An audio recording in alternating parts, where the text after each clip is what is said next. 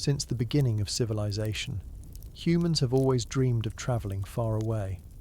For centuries, we thought that one day we would manage to go faster and faster, until we surpassed any limit. Scientists believed that, with enough technology, we could overcome even light itself. But when they studied the nature of the universe more deeply, they discovered something that changed everything. The speed of light is not just a number, it is a barrier that reality itself places upon us. Nothing in the universe can pass through it. So far, no one has been able to explain completely why. And you will understand better while you relax and prepare to sleep listening to this documentary. Feel comfortable, close your eyes, and prepare yourself to explore one of the greatest mysteries of physics. Subscribe to the channel. Leave your like and comment from which part of the world you are watching. Get comfortable and relax. Let's start. Have you ever wondered why we can't just zoom across the galaxy like in science fiction movies? The idea of travelling faster than light has captivated our imagination for generations. But despite our technological advances, this cosmic speed limit remains firmly in place. There's actually solid science behind why we can't break this universal speed limit. And it all begins with a brilliant young patent clerk who changed our understanding of the universe forever. Albert Einstein was just 26 years old when he published his special theory of relativity in 1905. This groundbreaking work wasn't just another scientific paper, it completely transformed our understanding of how the universe operates at a fundamental level. Before Einstein, scientists believed that space and time were fixed, absolute quantities that remained the same for all observers. Einstein showed that this common-sense view was actually incorrect when objects move at very high speeds. The core of Einstein's theory revolves around two simple but profound principles. The laws of physics work the same way in all inertial reference frames, essentially meaning that the laws of physics don't change just because you're moving at a constant speed. And the speed of light in a vacuum is always the same for all observers. This second principle seems counterintuitive. If you're driving at 60 miles per hour and someone passes you at 80 miles per hour, you perceive them as moving at 20 miles per hour relative to you. But light doesn't work this way. Whether you're stationary or moving toward or away from a light beam, you'll always measure its speed as approximately 670 million miles per hour.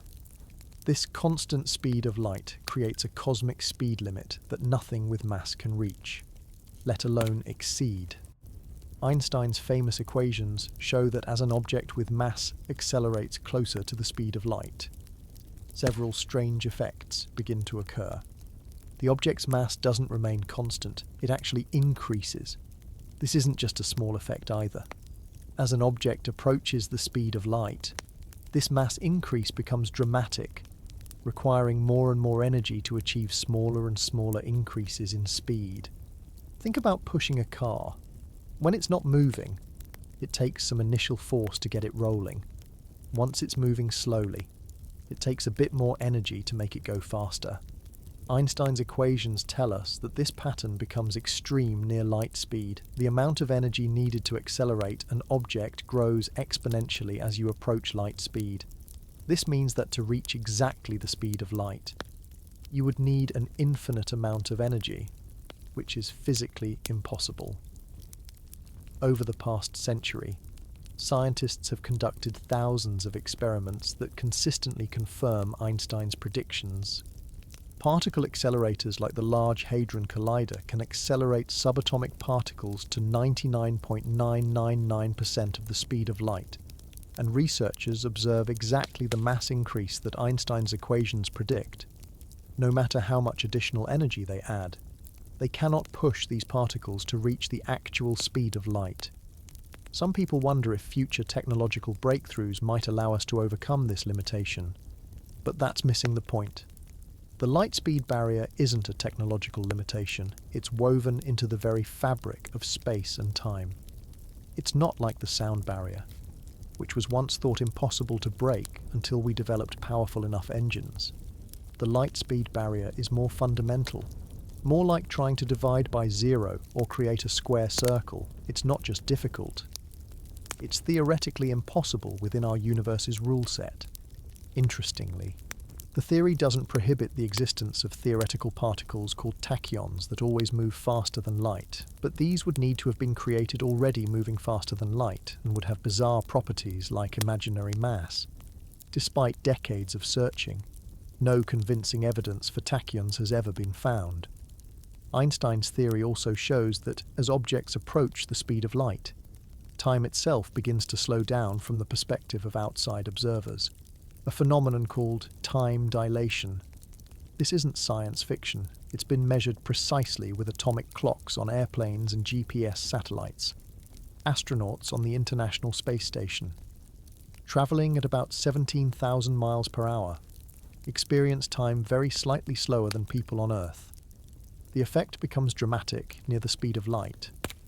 Space itself also contracts in the direction of motion for objects moving at relativistic speeds, an effect known as Lorentz contraction.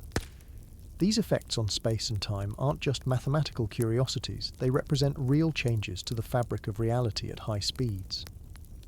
Some people point to phenomena like quantum entanglement as possible loopholes to Einstein's speed limit, since entangled particles seem to communicate instantaneously across vast distances. However, careful analysis shows that no useful information can be transmitted via entanglement faster than light, preserving Einstein's cosmic speed limit. After more than 100 years of rigorous testing, Einstein's special theory of relativity remains one of the most thoroughly verified theories in science.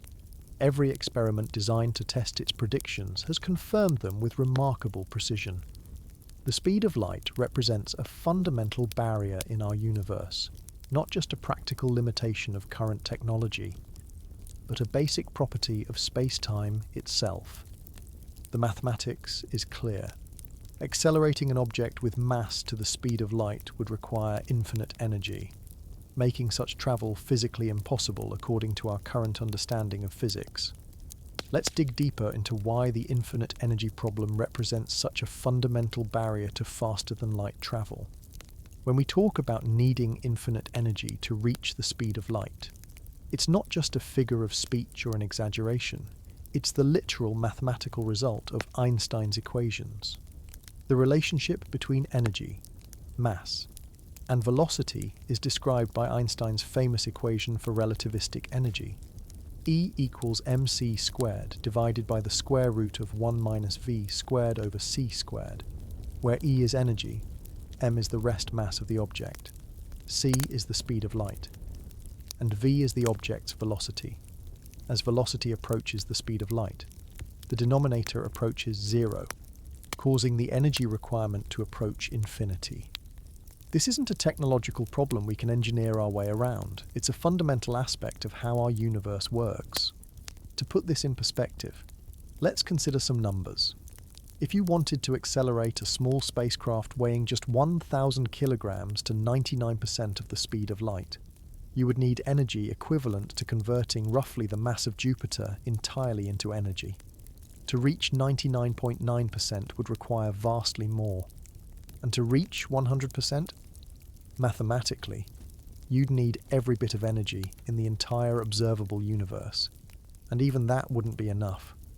Some people wonder if we could just use more efficient propulsion systems. After all, we've progressed from steam engines to nuclear power. Couldn't we eventually develop something powerful enough?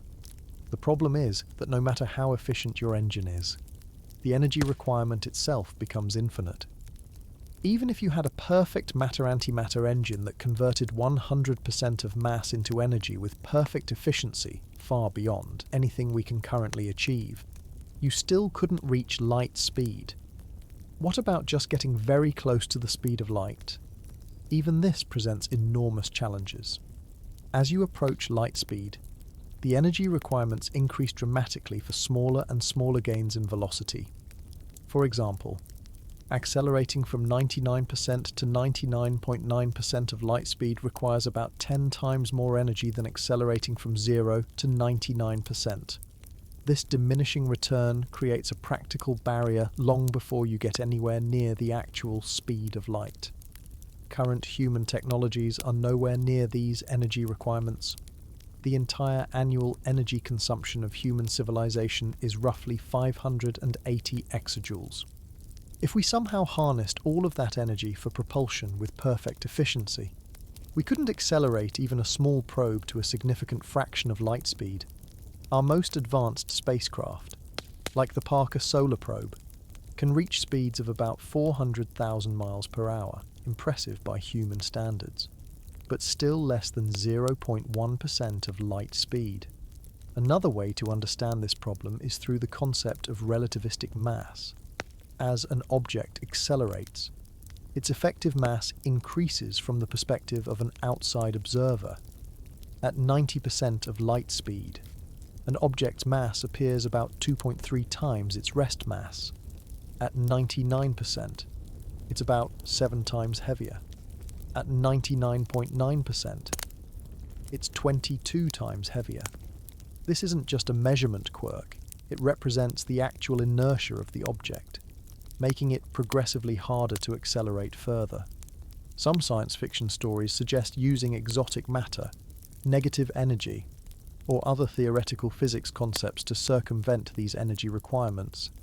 Ideas like the Alcubierre warp drive propose contracting space in front of a spacecraft and expanding it behind, effectively moving the spacecraft by moving space itself rather than accelerating the craft. While mathematically interesting, these concepts require materials and energy conditions that may not physically exist in our universe, such as negative energy densities on a macroscopic scale, nuclear fusion, antimatter engines, and even theoretical concepts like black hole engines would all still be bound by the same energy equations. They might allow us to reach higher fractions of light speed than we can achieve today, but none of them solve the fundamental problem of the asymptotic energy curve that approaches infinity as velocity approaches light speed. This energy barrier has profound implications for human space exploration. It means that barring some truly revolutionary discovery that overturns our understanding of physics, interstellar travel will always be a slow, multi-generational endeavour. A trip to even the nearest star system, Alpha Centauri, DOT, would take decades at best, even with propulsion systems far beyond our current capabilities. Some researchers suggest that instead of trying to break the light barrier, we should focus on extending human lifespans, developing sustainable closed ecosystem spacecraft, or pursuing hibernation technologies that would allow humans to sleep through the long journeys between stars. Others propose sending small robotic probes instead of human crews, as these could potentially reach higher speeds with less energy requirements due to their smaller mass. The infinite energy problem isn't just a temporary roadblock on humanity's path to the stars. It appears to be a fundamental property of our universe that sets hard limits on what is physically possible. Unless our understanding of physics undergoes a revolution as significant as Einstein's was in the early 20th century, faster-than-light travel will remain firmly in the realm of science fiction rather than scientific possibility. The energy barriers to light-speed travel are certainly daunting, but even if we somehow overcame them, another fascinating phenomenon would create significant challenges for would-be interstellar travelers: time dilation. This effect isn't just a minor inconvenience, it fundamentally changes how travelers would experience the universe and creates paradoxes that are difficult to resolve. Time dilation is one of the most counterintuitive consequences of Einstein's special theory of relativity. Simply put, when an object moves at very high speeds relative to an observer, time passes more slowly for that object than for the observer. This isn't a perceptual illusion or a measurement error, it's an actual difference in how time flows. The faster the relative motion, the more pronounced the effect becomes. Many people find this concept hard to believe, but time dilation has been experimentally verified countless times. One of the most straightforward demonstrations comes from particle accelerators, where subatomic particles called muons are created in the upper atmosphere by cosmic rays. Muons have a known lifetime of about 2.2 microseconds when measured at rest. Based on this short lifespan, very few muons should reach Earth's surface before decaying. However, scientists detect many more muons at ground level than this calculation would predict. Why? Because the muons are travelling at nearly the speed of light. And from our perspective on Earth, their internal clocks run slower, extending their lifespans and allowing more of them to reach the surface before decaying. We've also verified time dilation with incredibly precise atomic clocks. In 1971, physicists Joseph Haffel and Richard Keating placed atomic clocks on commercial airliners and flew them around the world, then compared them with identical clocks that remained stationary on the ground. The differences were tiny, just a few hundred nanoseconds, but they matched Einstein's predictions perfectly. Today, GPS satellites must constantly adjust for time dilation effects because the satellites move at about 14,000 kilometers per hour relative to users on Earth's surface, causing their clocks to tick about 38 microseconds slower each day compared to ground-based clocks. As speeds approach the speed of light, these effects become dramatically more noticeable. If you were travelling at 90% of light speed, time would pass at less than half the rate it does for people who are stationary relative to you. At 99% of light speed, time would pass at about 1/7 the normal rate. These aren't small differences. They would completely change how interstellar travellers would experience the universe. This leads to the famous twin paradox thought experiment. Imagine twins named Alex and Bailey. Alex stays on Earth while Bailey boards a spaceship that travels at 99% of light speed to a star system 4 light-years away. From Earth's perspective, the journey takes slightly more than 4 years each way, since the ship is travelling just under light speed. Add a brief stay at the destination, and the round trip might take about 9 years from Alex's perspective.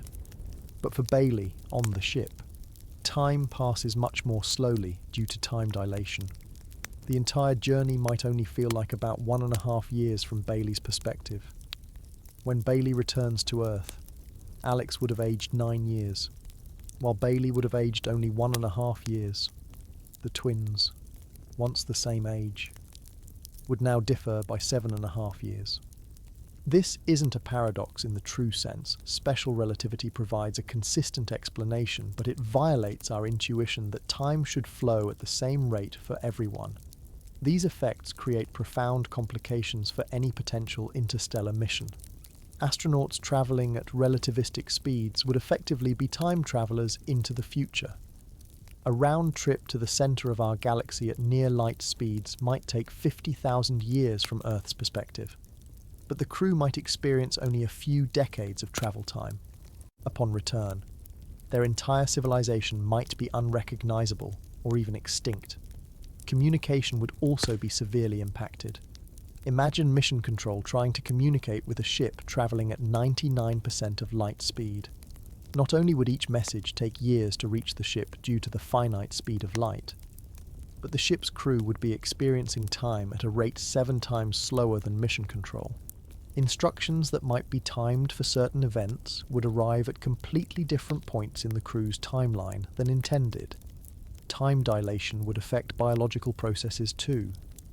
If humans could somehow travel at speeds where significant time dilation occurs, everything from cell division to brain activity would appear slowed down to an outside observer, though it would feel normal to the travellers themselves. This raises interesting questions about aging during long-duration relativistic travel. The biological age of travellers would advance more slowly than their chronological age from Earth's perspective. Another paradoxical implication involves causality, the principle that causes must precede their effects. Some theoretical faster-than-light travel mechanisms could potentially allow information to travel backward in time from certain reference frames. This could create situations where effects precede their causes, violating causality and creating logical paradoxes. Imagine sending a message to your past self telling you not to send the message. This creates an irresolvable logical contradiction. Most physicists believe that the universe must have some mechanism that prevents such paradoxes, and the light speed limit appears to be that mechanism. If nothing, including information, can travel faster than light, then causality remains protected.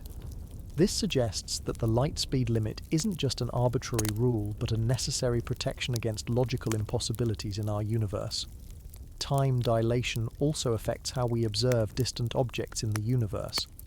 When astronomers look at galaxies billions of light years away, they're seeing those galaxies as they existed billions of years ago, not as they exist now. This means our map of the observable universe is actually a complex tapestry of different time periods, with more distant objects appearing as they were in the increasingly distant past.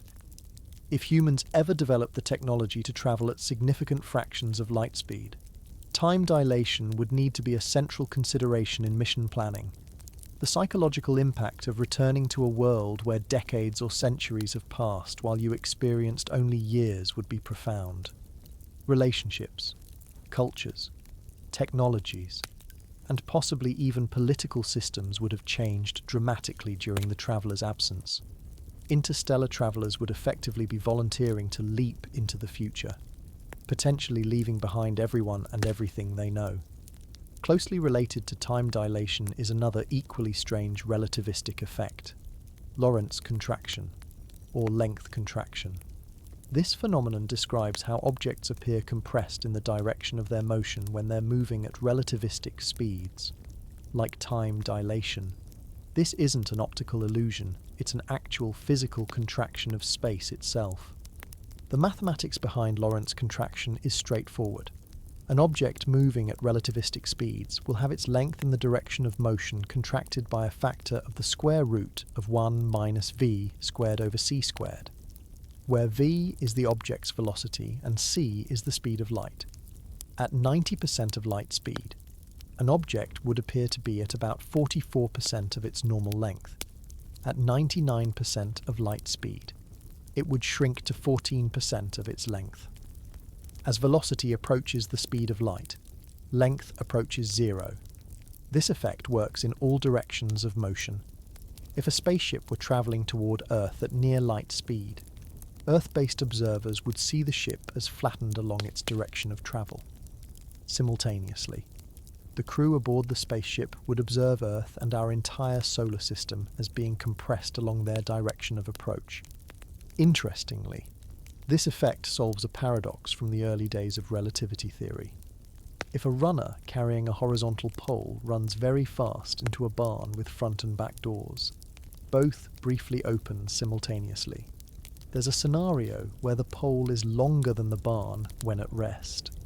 Relativistic effects mean that from the barn's reference frame, the moving pole contracts enough to fit inside the barn momentarily. From the runner's perspective, the barn is contracted, but the doors don't open simultaneously due to relativity of simultaneity, allowing the pole to pass through without contradiction.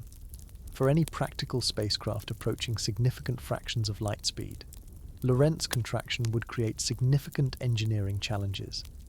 The space environment is not completely empty. It contains tenuous gas, dust particles, and occasional larger debris. At normal spacecraft speeds, these particles might cause minor erosion over time. But at relativistic speeds, every tiny particle becomes a potentially catastrophic hazard. Imagine a spacecraft travelling at 99% of light speed encountering even a grain of sand. From the spacecraft's perspective, that grain of sand would be coming at it with enormous energy, similar to a powerful bomb. Even individual atoms of hydrogen in the interstellar medium would impact the spacecraft with energies comparable to particles in our most powerful accelerators. The spacecraft would need extraordinary shielding just to survive the journey through what would effectively become a constant barrage of high-energy particles. The contraction effect would also distort how the crew perceives the universe around them. Stars and galaxies ahead would appear compressed and blue-shifted toward higher frequencies due to the Doppler effect, while those behind would appear stretched and red-shifted. the cosmic microwave background radiation ahead of the spacecraft would be compressed into potentially dangerous gamma radiation. From a structural perspective, any spacecraft designed for relativistic travel would need to account for these space distortions.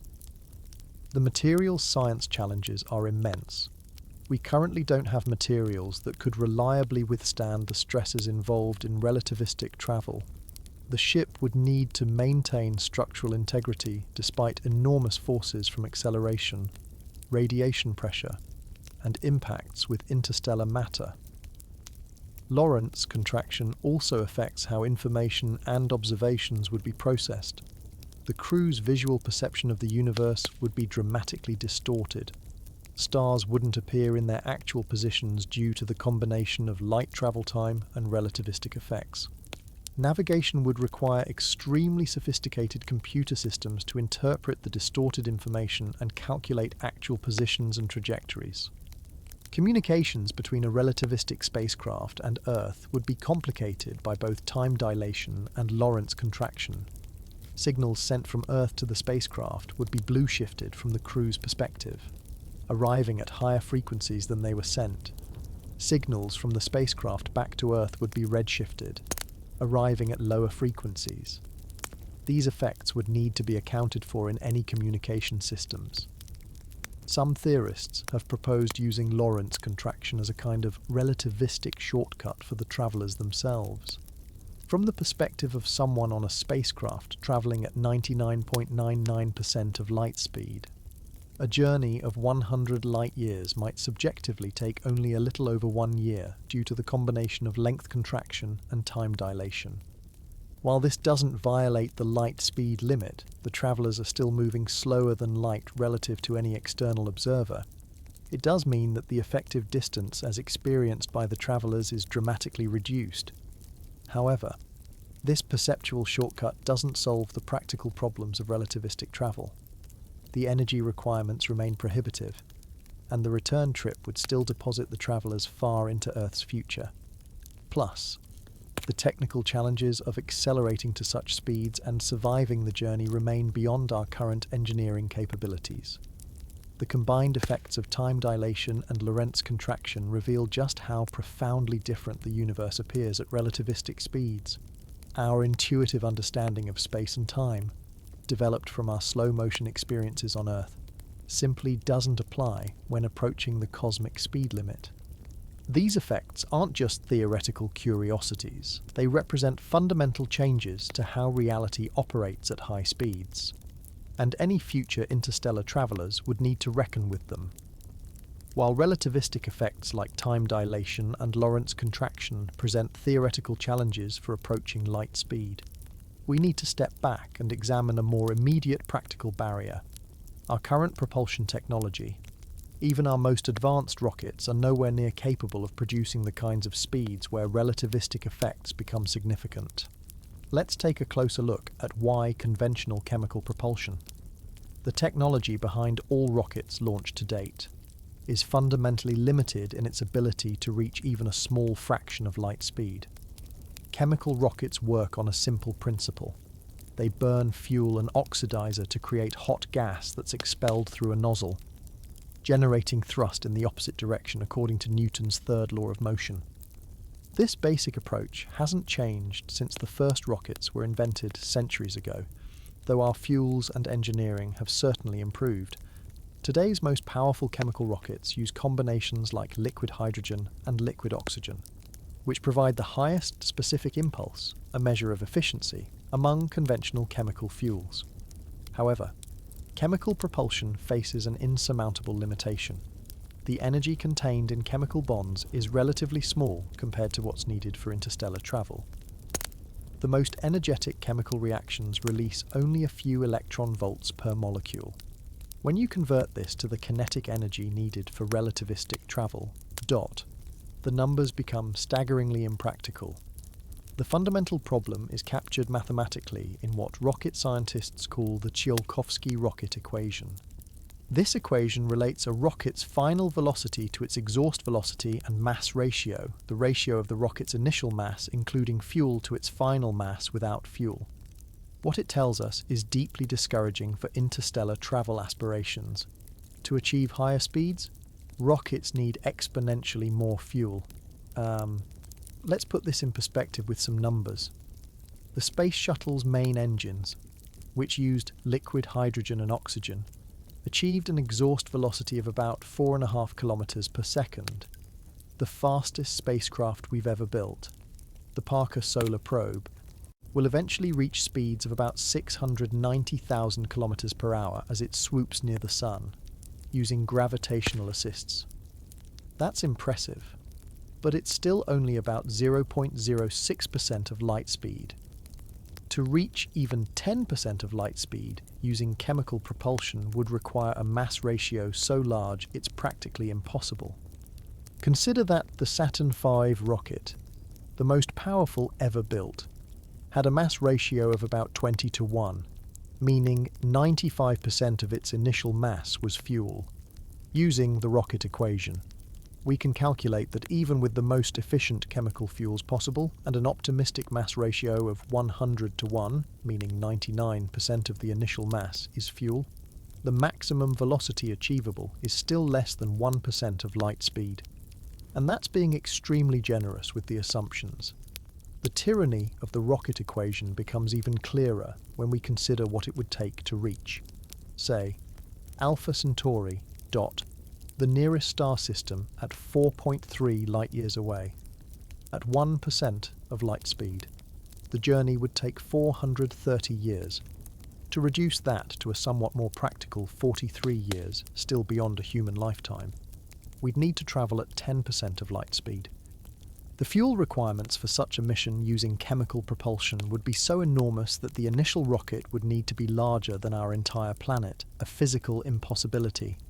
Current chemical rockets also face limitations in their operational duration. Most rocket engines burn for minutes, not the years or decades needed for interstellar missions. Keeping a chemical rocket burning continuously for such extended periods presents numerous engineering challenges, including wear on engine components and the need for extremely reliable systems that can function without maintenance for decades. The New Horizons spacecraft, which flew by Pluto in 2015, is one of our fastest conventional spacecraft. After its launch and planetary gravity assists, it reached a speed of about 58,000 kilometers per hour relative to the Sun. At that rate, it would take roughly 78,000 years to reach Alpha Centauri. This puts into stark perspective just how far our current chemical propulsion technology is from making interstellar travel practical. Even with theoretical advancements in material science and engineering, chemical propulsion is fundamentally limited by the energy density of chemical reactions. No matter how efficiently we design our rockets or how lightweight we make our spacecraft, the energy contained in chemical bonds simply isn't enough to accelerate a spacecraft to a significant fraction of light speed. Some proposals suggest using multiple stages or refueling depots throughout the solar system. But these approaches only marginally improve the situation. The basic physics remains unchanged. Chemical energy is insufficient for practical interstellar travel. This doesn't mean chemical rockets aren't valuable. They're extremely useful for launches from planetary surfaces and travel within our solar system. The specific impulse of chemical rockets, around 450 seconds for hydrogen-oxygen engines, is adequate for these purposes. But for the vast distances between stars, we need something with a much higher energy density. Another limitation is thrust-to-weight ratio. Chemical rockets provide high thrust but for very short durations. While this is perfect for launching from Earth against gravity, interstellar missions would benefit from low thrust applied over very long periods, gradually building up to high velocities. Chemical rockets are poorly suited for this approach because they would need to carry enormous quantities of fuel for extended burns. Engineers have pushed chemical propulsion technology close to its theoretical limits. Modern rocket engines operate at extremely high pressures and temperatures, with combustion efficiency approaching the maximum possible. The Space Shuttle's main engines, for instance, operated at 100% of their rated power, with combustion efficiency above 99%. There simply isn't much room for significant improvement within the constraints of chemistry. Some exotic chemical combinations, like those using elements such as beryllium or boron, might offer slightly better performance, but the improvements would be incremental rather than revolutionary, perhaps 20 or 30% better than current fuels, nowhere near the orders of magnitude improvement needed for interstellar travel. This fundamental limitation of chemical propulsion has led scientists and engineers to explore alternatives that tap into much more energetic physical processes, which brings us to nuclear propulsion, a technology that offers significantly higher energy density than chemical reactions. Nuclear propulsion represents the next logical step beyond chemical rockets in our quest for higher spacecraft velocities. While chemical reactions release energy by rearranging electrons in atomic bonds, nuclear reactions involve changes to the atomic nucleus itself, releasing millions of times more energy per unit mass. This enormous energy density advantage makes nuclear propulsion one of our most promising near-term technologies for achieving higher interstellar travel speeds. There are two main approaches to nuclear propulsion: nuclear thermal rockets and nuclear pulse propulsion. Nuclear thermal rockets use a nuclear reactor to heat a propellant, typically hydrogen, which then expands through a nozzle to produce thrust. The nuclear reactor replaces the combustion chamber of a chemical rocket, but the principle of thermally expanding gas remains the same. Since no combustion occurs, nuclear thermal rockets can use pure hydrogen as propellant, which has the lowest molecular weight possible and thus provides the highest possible exhaust velocity for a given temperature. The Nuclear Engine for Rocket Vehicle Application (NERVA) program demonstrated this technology in the 1960s and early 1970s, achieving specific impulses around 800 to 900 seconds, about twice that of the best chemical rockets. While impressive, this improvement is still insufficient for interstellar travel. A nuclear thermal rocket might reduce trip times within our solar system dramatically, Mars in 3 to 4 months instead of 8 to 9, for example, but the exhaust velocity is still limited by the thermal properties of the propellant and materials used in construction. Nuclear pulse propulsion takes a more dramatic approach, using the energy of nuclear explosions to propel a spacecraft. The most famous concept is Project Orion, developed in the 1950s and 60s, which proposed detonating nuclear bombs behind a massive pusher plate attached to the spacecraft with shock absorbers. Each detonation would deliver an immense impulse to the plate, gradually accelerating the spacecraft. Theoretical calculations suggested that an Orion-type spacecraft could reach speeds of 3 to 5% of light speed, still far from relativistic territory, but enough to make interstellar missions possible within human lifespans. A mission to Alpha Centauri might take 80 to 140 years, potentially feasible for a multi-generational mission. However, Project Orion faced enormous practical challenges. The most obvious was the Nuclear Test Ban Treaty of 1963, which prohibited nuclear explosions in the atmosphere, outer space, and underwater. Beyond legal issues, the engineering challenges were formidable. How to withstand repeated nuclear explosions without damaging the spacecraft, how to precisely time and position the detonations, and how to protect any crew from radiation. A more advanced concept called Project Daedalus was studied by the British Interplanetary Society in the 1970s. Instead of fission bombs, Daedalus would use inertial confinement fusion, detonating tiny deuterium-tritium pellets at a rate of 250 per second. Theoretical calculations suggested Daedalus could reach about 12% of light speed, making a flyby mission to Barnard's star, 6 light-years away, possible in about 50 years. Fusion propulsion offers even greater energy density than fission, as fusion reactions convert a larger fraction of mass directly into energy. Fusion rockets remain theoretical for now, as we haven't yet achieved sustained fusion power generation on Earth, let alone developed a miniaturized, reliable fusion engine for spacecraft propulsion. A variation on nuclear propulsion is the nuclear electric approach. where a nuclear reactor generates electricity to power an electric propulsion system like an ion drive or magnetoplasma dynamic thruster. These systems can achieve very high exhaust velocities, but typically provide very low thrust. They're excellent for long-duration missions within our solar system, but would take an impractically long time to accelerate a spacecraft to speeds useful for interstellar travel. Despite their advantages over chemical propulsion, nuclear systems still face fundamental limitations that prevent them from approaching light speed.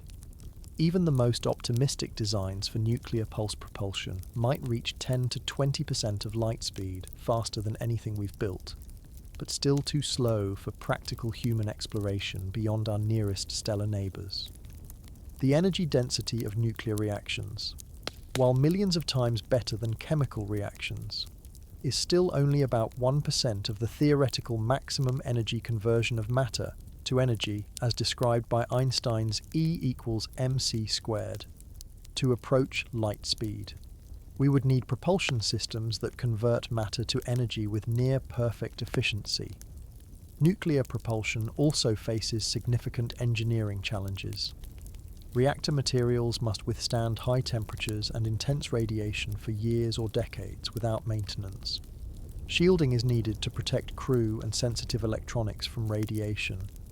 Heat rejection in space, where convection is not possible, becomes a major challenge for high-power systems. The high speeds achievable with nuclear propulsion also increase the dangers from impacts with interstellar dust and gas. Even microscopic particles become dangerous projectiles when encountered at a significant fraction of light speed. Public perception and political concerns further complicate nuclear propulsion development. The idea of launching nuclear materials from Earth raises safety questions about potential launch failures. International treaties and agreements would need to be renegotiated to permit nuclear detonations in space. These non-technical barriers have significantly slowed development of nuclear propulsion technologies.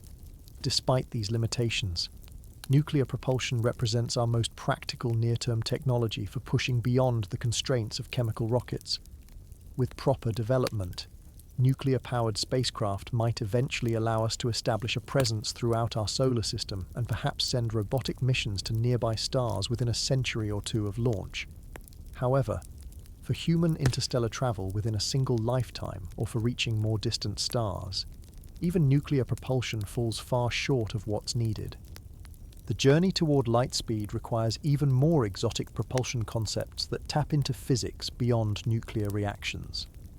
Beyond nuclear propulsion, scientists and engineers have been exploring a radically different approach to space travel that doesn't rely on carrying and expelling propellant. This technology, known as solar or light sails, harnesses the momentum of photons, particles of light, to push spacecraft forward. While this might sound like science fiction, the physics is well established, and several missions have already demonstrated this technology in space. Light carries momentum, and when photons bounce off a reflective surface, they transfer this momentum to that surface, creating a small but measurable push. On Earth, this pressure is too slight to notice, but in the vacuum of space, with no atmospheric friction, even this tiny force can accumulate over time to produce significant velocity. The key advantage of light sails is that they don't need to carry fuel, they just need a large, lightweight, reflective surface and a source of light, typically the sun. The first successful solar sail mission was JAXA's Icaros interplanetary kitecraft accelerated by radiation of the sun, launched in 2010. This Japanese spacecraft deployed a 20-meter square sail and demonstrated controlled solar sailing between Earth and Venus. NASA followed with its NanoSail D2 mission, and in 2019, the Planetary Society launched LightSail 2, which successfully demonstrated controlled solar sailing in Earth orbit. While these demonstrations were groundbreaking, they achieved only modest velocities. The solar radiation pressure at Earth's distance from the Sun is very small, about 9 micronewtons per square meter. To generate meaningful acceleration, solar sails need to be very large and extremely lightweight, even with massive sails. The acceleration produced by sunlight alone is gradual, building up speed over months or years rather than minutes. However, a fascinating variation on this concept has been proposed that could potentially achieve much higher speeds: laser-powered light sails. Instead of relying on the diffuse light from the sun, a powerful laser array could focus intense light on a sail, providing much stronger acceleration. This is the concept behind Breakthrough Starshot, an ambitious project announced in 2016 with funding from billionaire Yuri Milner and support from physicist Stephen Hawking and Facebook founder Mark Zuckerberg. Breakthrough Starshot aims to develop the technology to send a fleet of gram-scale Starship spacecraft attached to lightweight sails to Alpha Centauri. The plan calls for a ground-based laser array with a combined power output of 100 gigawatts, roughly the power output of 1,000 large power plants focused on sails just a few meters across. The intense laser pressure would accelerate these tiny spacecraft to 20% of the speed of light in just a few minutes of acceleration, after which they would coast the rest of the way to Alpha Centauri, arriving in about 20 years. This is an audacious proposal that would represent a massive leap in our interstellar capabilities. At 20% of light speed, these spacecraft would be travelling more than 10,000 times faster than any human-made object to date. However, it's important to note that even with this revolutionary approach, we're still talking about a fifth of light speed, nowhere near breaking the cosmic speed limit. The Breakthrough Starshot concept faces enormous technical challenges. The laser array would be the most powerful ever constructed by several orders of magnitude. The sail material would need to be incredibly reflective to avoid being vaporized by the laser, while also being manufactured at molecular scales for minimal weight. The miniaturized spacecraft would need to withstand intense acceleration and operate for decades in interstellar space. And perhaps most challenging, the laser beam would need to remain precisely focused on a sail several light minutes away, a targeting precision beyond anything currently achievable. Even if all these technical hurdles could be overcome, laser-pushed light sails still face a fundamental limitation. The spacecraft can never exceed the speed of the photons pushing it, which is the speed of light. In fact, due to inefficiencies in momentum transfer, the theoretical maximum for a perfectly reflective sail would be to reach twice the momentum of the incoming photons, which still keeps the spacecraft firmly below light speed. Another significant challenge for laser sail concepts is deceleration. In the current Breakthrough Starshot concept, the spacecraft wouldn't slow down at all. They would zip through the Alpha Centauri system in just a few hours, taking snapshots and making measurements as they fly past. To actually stop or orbit in another star system, a light sail would need either a second laser array at the destination, obviously not feasible for the first mission, or some way to use the destination star's light for braking, which would add years or decades to the journey time. For human space travel, the limitations are even more severe.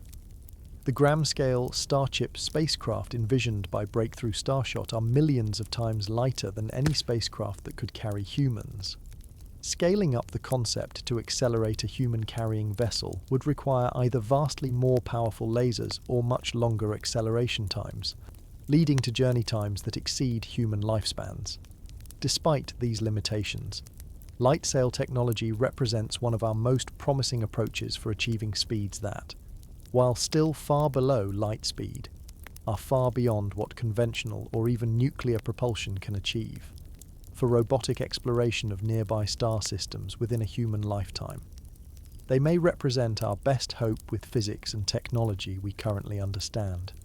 The fundamental limitation of all propulsion systems we've discussed so far, chemical, nuclear, and even light sails, is that they work within the conventional framework of physics, where the speed of light represents an absolute cosmic speed limit. But what if there were a way to reach distant stars without actually travelling faster than light? This brings us to one of the most fascinating concepts in theoretical physics: wormholes.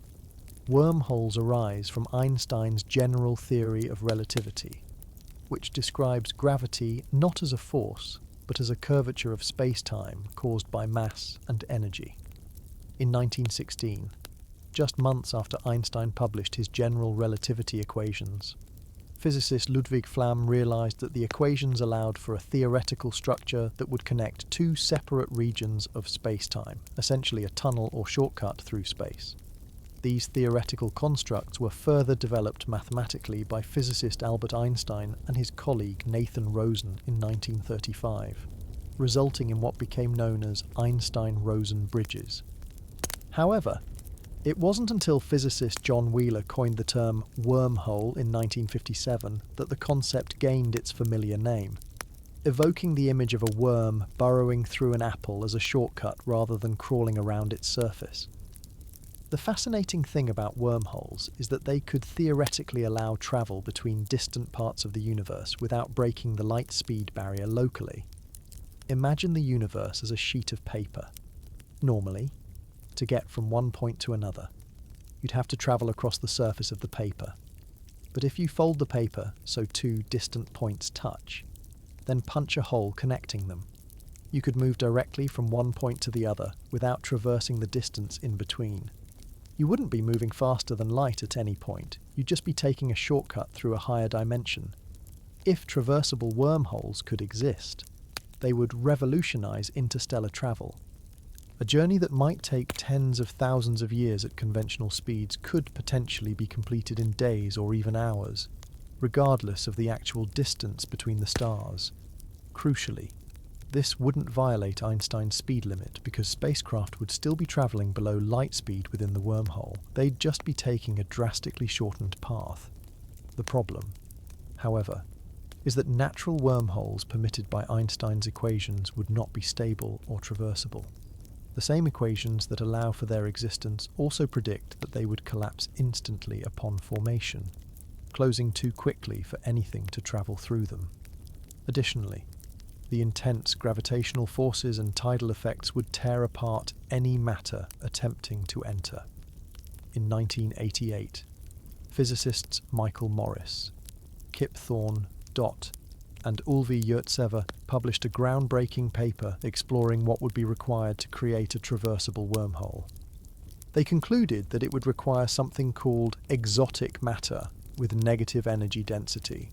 Ordinary matter has positive energy density, which causes space-time to curve in a way that would collapse a wormhole.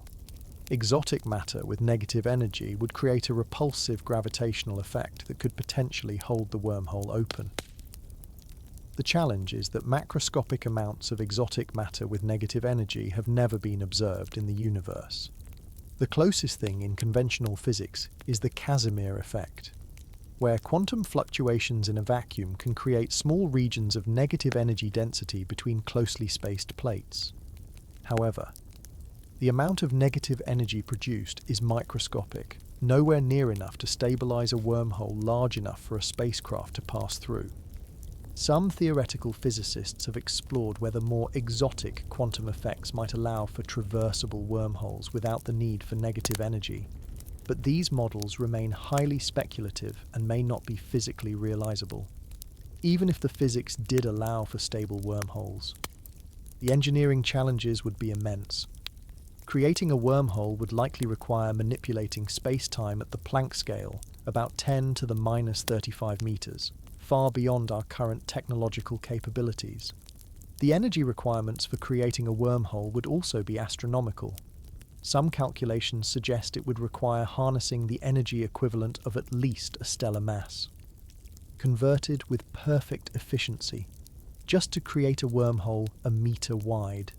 Even a technologically advanced civilization might find such energy requirements prohibitive. Another concern is that wormholes might allow for time travel, potentially creating causality paradoxes. If one end of a wormhole were moved or accelerated relative to the other, it could theoretically create a pathway not just through space but also through time. Most physicists believe that some as yet undiscovered physical law prevents such causality violations, which might also prevent stable, traversable wormholes from existing in the first place.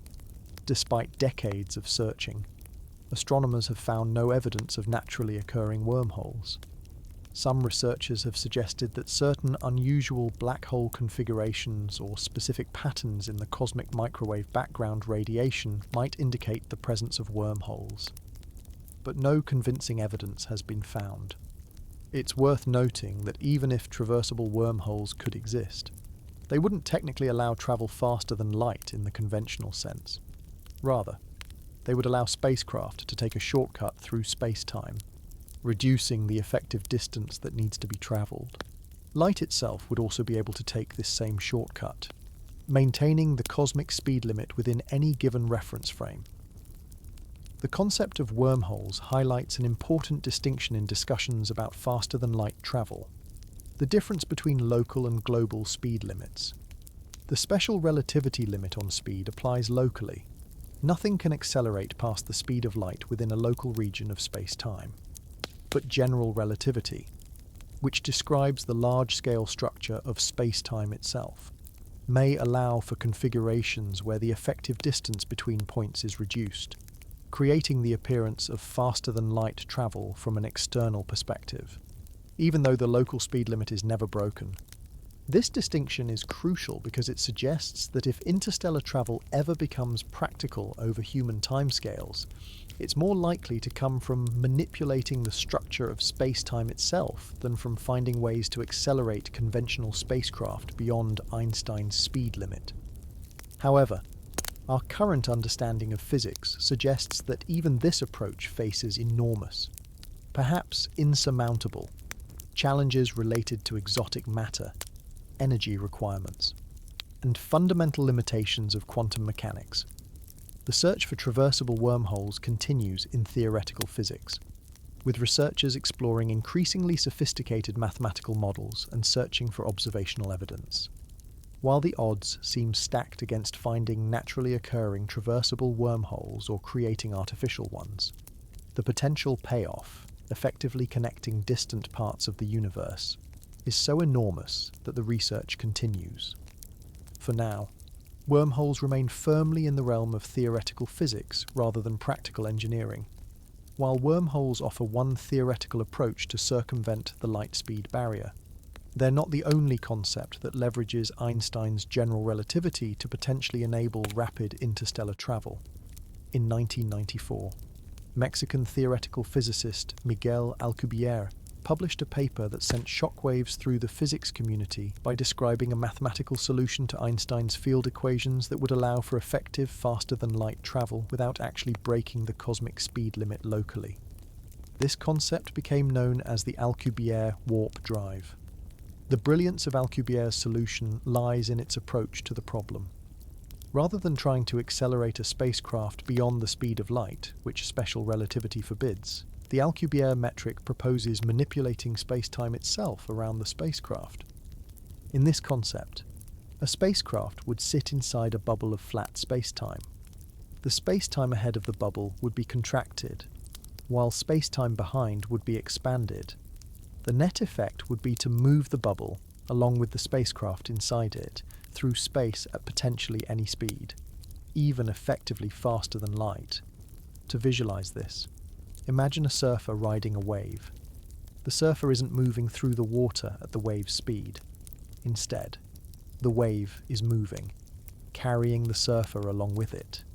Similarly, in the Alcubierre drive concept, the spacecraft isn't moving through space faster than light. Rather, space itself is moving, carrying the spacecraft along. What makes this concept especially intriguing is that it doesn't violate Einstein's prohibition against faster-than-light travel within a local reference frame.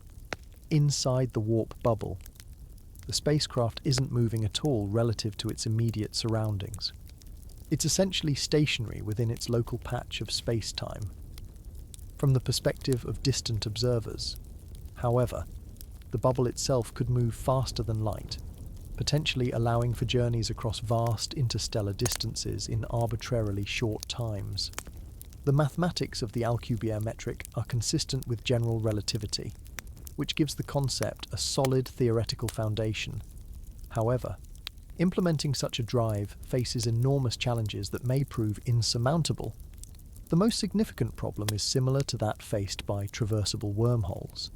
the need for exotic matter or energy with negative mass or energy density.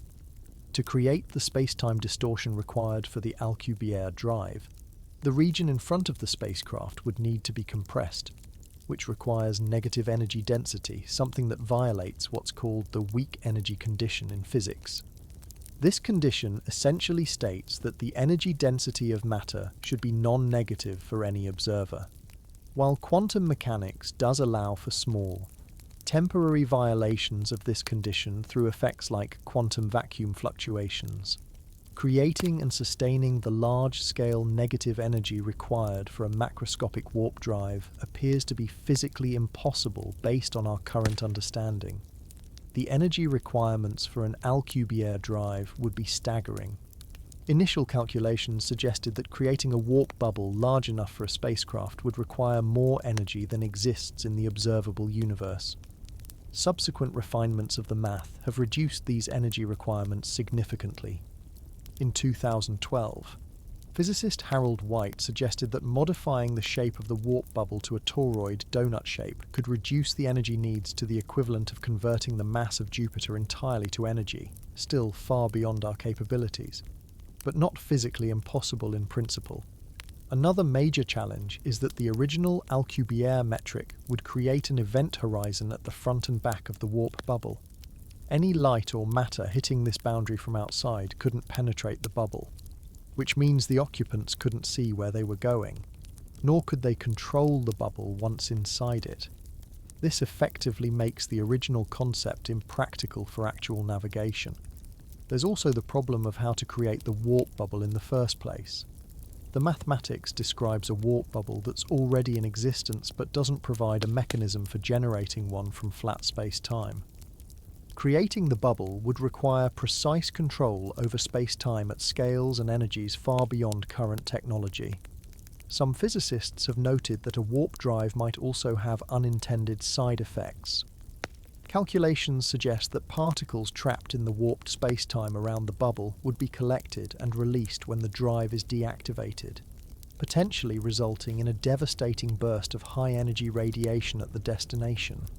Despite these challenges, research on the Alcubierre metric continues. In recent years, several variations and refinements have been proposed that attempt to address some of the original concept's problems. Some versions propose using what's called quantum inequality to reduce the amount of negative energy required, while others explore whether certain configurations of positive energy might achieve similar effects.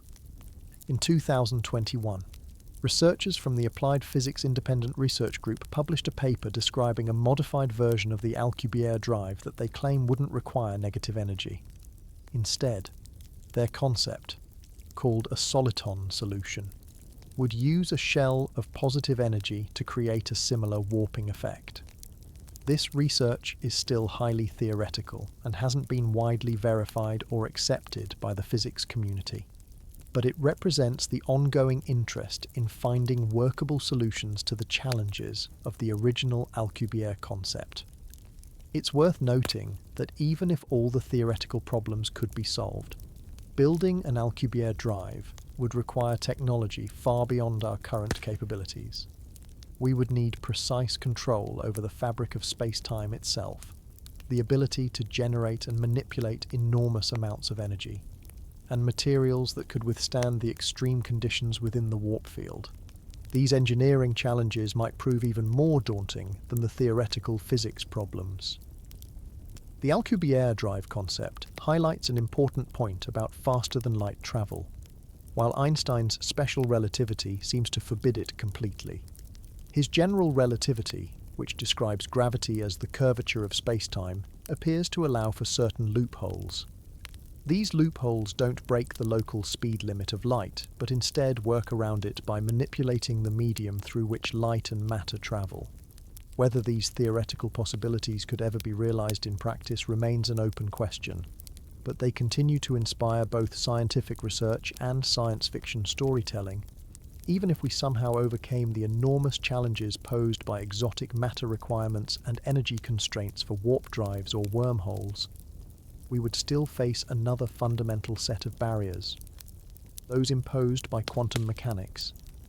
The quantum realm introduces uncertainty and limitations that might ultimately prove to be the most significant obstacles to faster-than-light travel. Quantum mechanics, developed in the early 20th century, revolutionized our understanding of nature at the smallest scales. Unlike the deterministic world of classical physics, quantum mechanics is inherently probabilistic. One of its most famous principles is Heisenberg's uncertainty principle, which states that there's a fundamental limit to how precisely we can know certain pairs of physical properties simultaneously, such as a particle's position and momentum. This inherent uncertainty becomes critically important when considering technologies that would manipulate space-time at very small scales. Any attempt to create wormholes, warp bubbles, or other exotic space-time structures would eventually confront the quantum nature of reality, where space-time itself becomes granular and probabilistic rather than smooth and predictable. At extremely small scales, approaching what physicists call the Planck length, approximately 10 to the negative 35th meters, quantum effects dominate, and our understanding of space-time breaks down. Current physics doesn't have a complete, verified theory of quantum gravity that would describe how space-time behaves at these scales. This gap in our knowledge makes it difficult to predict whether proposed faster-than-light mechanisms could actually work in a universe governed by both quantum mechanics and general relativity. The uncertainty principle itself places limits on how precisely we could engineer the space-time manipulations needed for faster-than-light travel. Creating a stable wormhole or warp bubble would require extraordinary precision in controlling energy distributions and space-time curvature. Quantum uncertainty might make it impossible to achieve the exact configurations needed, causing these delicate structures to collapse or behave unpredictably. Another quantum phenomenon that creates challenges is quantum vacuum fluctuations. According to quantum field theory, empty space isn't truly empty, but is filled with virtual particles that continuously pop in and out of existence. These vacuum fluctuations contain energy that could disrupt the carefully engineered negative energy configurations required for wormholes or warp drives.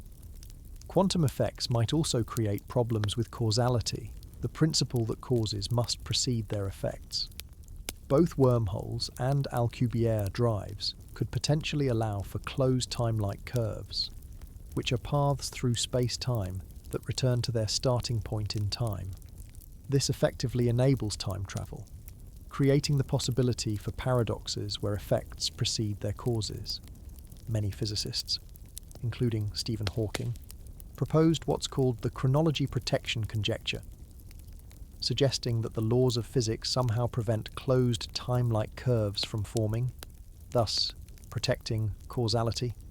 The mechanism for this protection might lie in quantum effects that become important when space-time is highly curved. Calculations suggest that vacuum fluctuations would become infinitely energetic near the formation of a closed time-like curve, preventing it from being created in the first place. The quantum realm also introduces challenges related to information transfer. Quantum information theory places strict limits on how information can be copied, deleted, or transmitted. The no-cloning theorem, for instance, states that it's impossible to create an identical copy of an arbitrary, unknown quantum state. This has implications for any faster-than-light communication system, potentially limiting the types and quality of information that could be transmitted. Quantum entanglement, often misunderstood as a potential mechanism for faster-than-light communication, actually reinforces these limitations. While entangled particles can exhibit correlations that seem to occur instantaneously across any distance, detailed analysis shows that no useful information can be transmitted faster than light using entanglement alone. The outcomes of measurements on entangled particles appear random until compared, requiring conventional, light-speed limited communication to extract meaningful information. The interface between quantum mechanics and general relativity, two theories that have proven extraordinarily successful in their respective domains but remain incompatible with each other, is one of the greatest unsolved problems in modern physics. This incompatibility becomes most apparent in extreme conditions, such as those that would exist in the vicinity of wormholes warp drives, or other exotic space-time structures. Various approaches to quantum gravity, string theory, loop quantum gravity, dot, causal set theory, and others make different predictions about the nature of space-time at quantum scales. Some of these theories suggest that space-time might not be continuous, but instead composed of discrete units, similar to how water appears continuous but is actually made of discrete molecules. If space-time is discrete rather than continuous, this could impose additional constraints on the types of curvature and manipulations possible. The Planck scale, where quantum gravity effects become dominant, represents an effective minimum length scale in physics. Any technology attempting to manipulate space-time would eventually need to work with structures approaching this scale, particularly at the boundaries of warp bubbles or the throats of wormholes where space-time curvature would be extreme.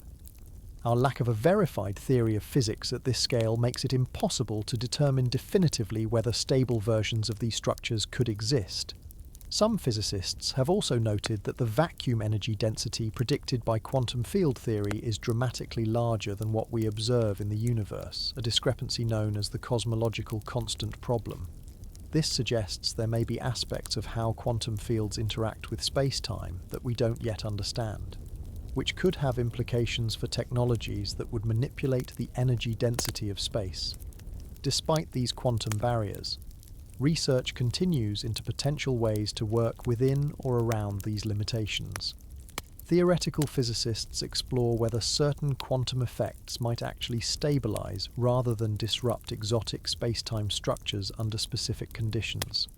Others investigate whether macroscopic quantum states, like those found in superconductors or Bose-Einstein condensates, might interact with gravity in ways that could be useful for space-time engineering. The study of quantum gravity, while still in its early stages, might eventually provide insights that either definitively rule out faster-than-light travel or, perhaps, identify specific conditions under which it might be possible within the laws of physics. For now, the quantum nature of reality appears to add yet another layer of formidable challenges to the already daunting task of exceeding the cosmic speed limit. The barriers imposed by quantum mechanics highlight an important point about the quest for faster-than-light travel. The challenges aren't just technological, but fundamental to the nature of reality itself.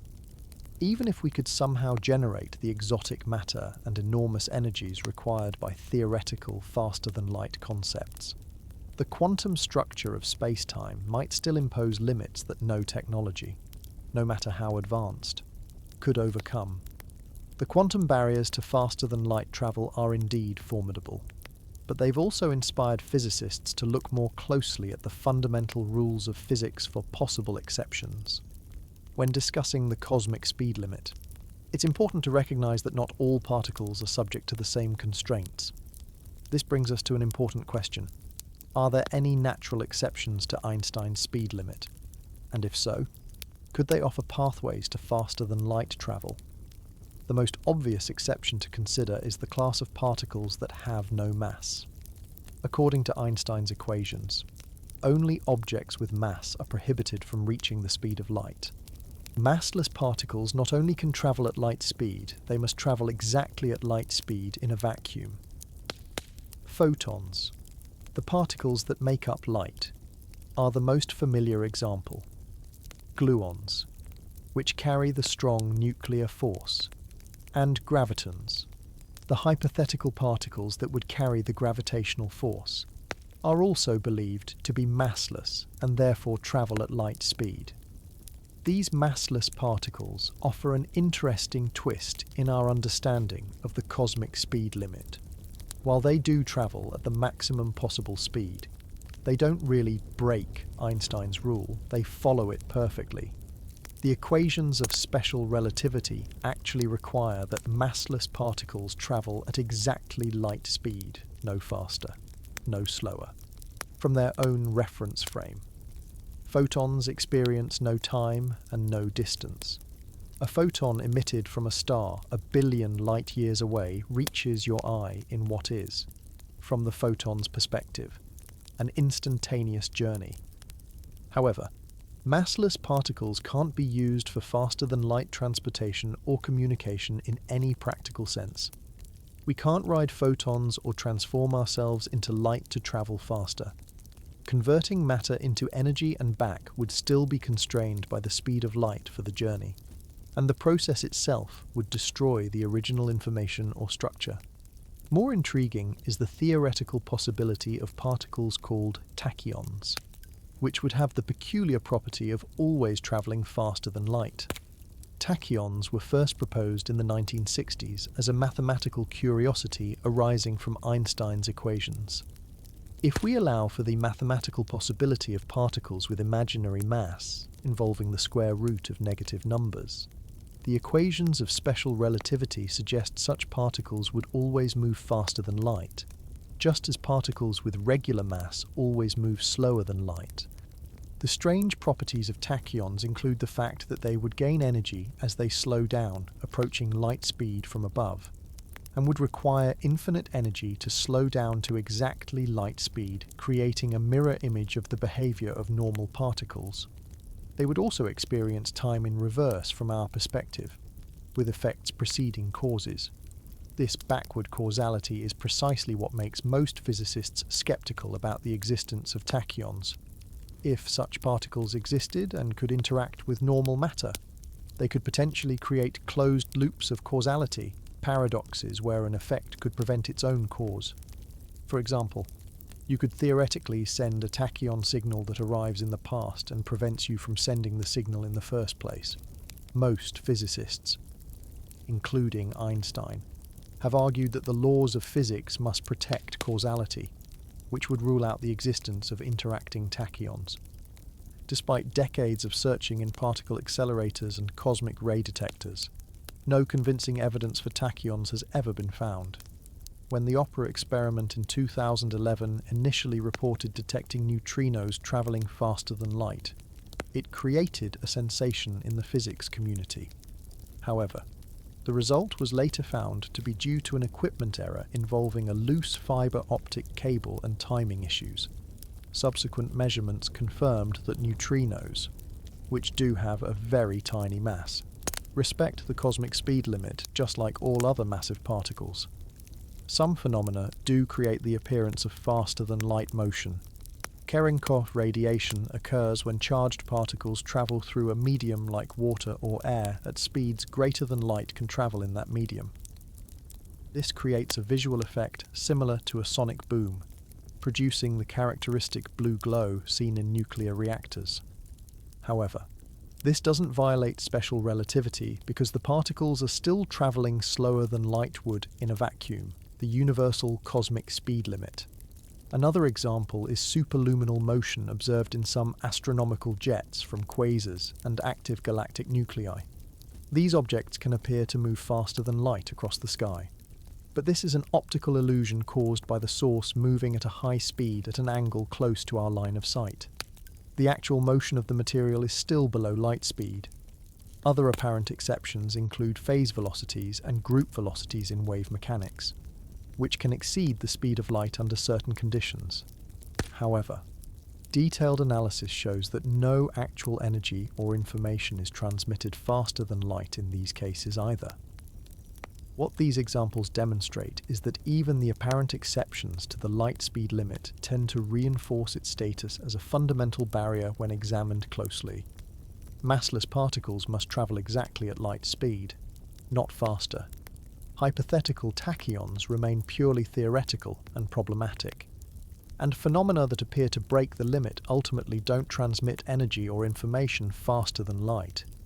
The universal adherence to this speed limit across vastly different phenomena and particles suggests it's not merely an arbitrary rule, but a fundamental aspect of how our universe operates.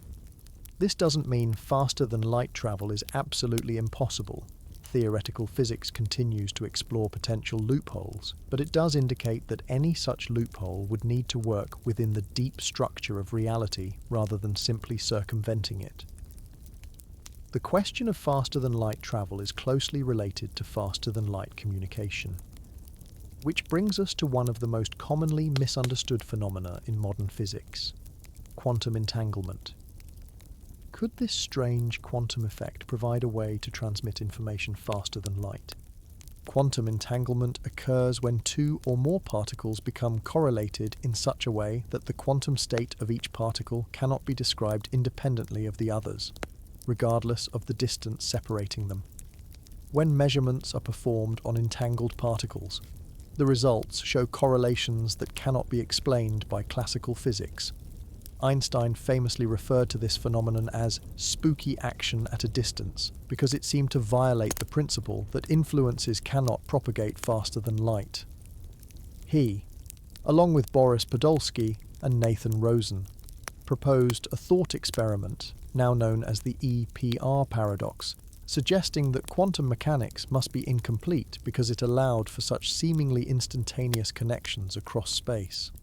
The most striking aspect of entanglement is that when you measure one entangled particle, you instantly know something about its partner, even if it's light years away. This appears at first glance to allow for faster-than-light communication. Imagine having two entangled particles, sending one to Alpha Centauri, and then measuring yours on Earth to instantly affect the distant one. Couldn't this create a faster-than-light telegraph? Unfortunately for would-be interstellar communicators, the answer is definitively no. The reason lies in the probabilistic nature of quantum measurements and a theorem known as the no-communication theorem, also related to the no-cloning theorem. While the correlations between entangled particles are indeed instantaneous, you cannot use this to transmit useful information faster than light. Here's why. When you measure your particle on Earth, you get a random result. The particle on Alpha Centauri will show a correlated result when measured, but the randomness means you cannot control what specific state your particle will collapse into when measured. You can only detect the correlation after comparing both sets of measurements, which requires a conventional, slower-than-light communication channel to exchange the measurement results.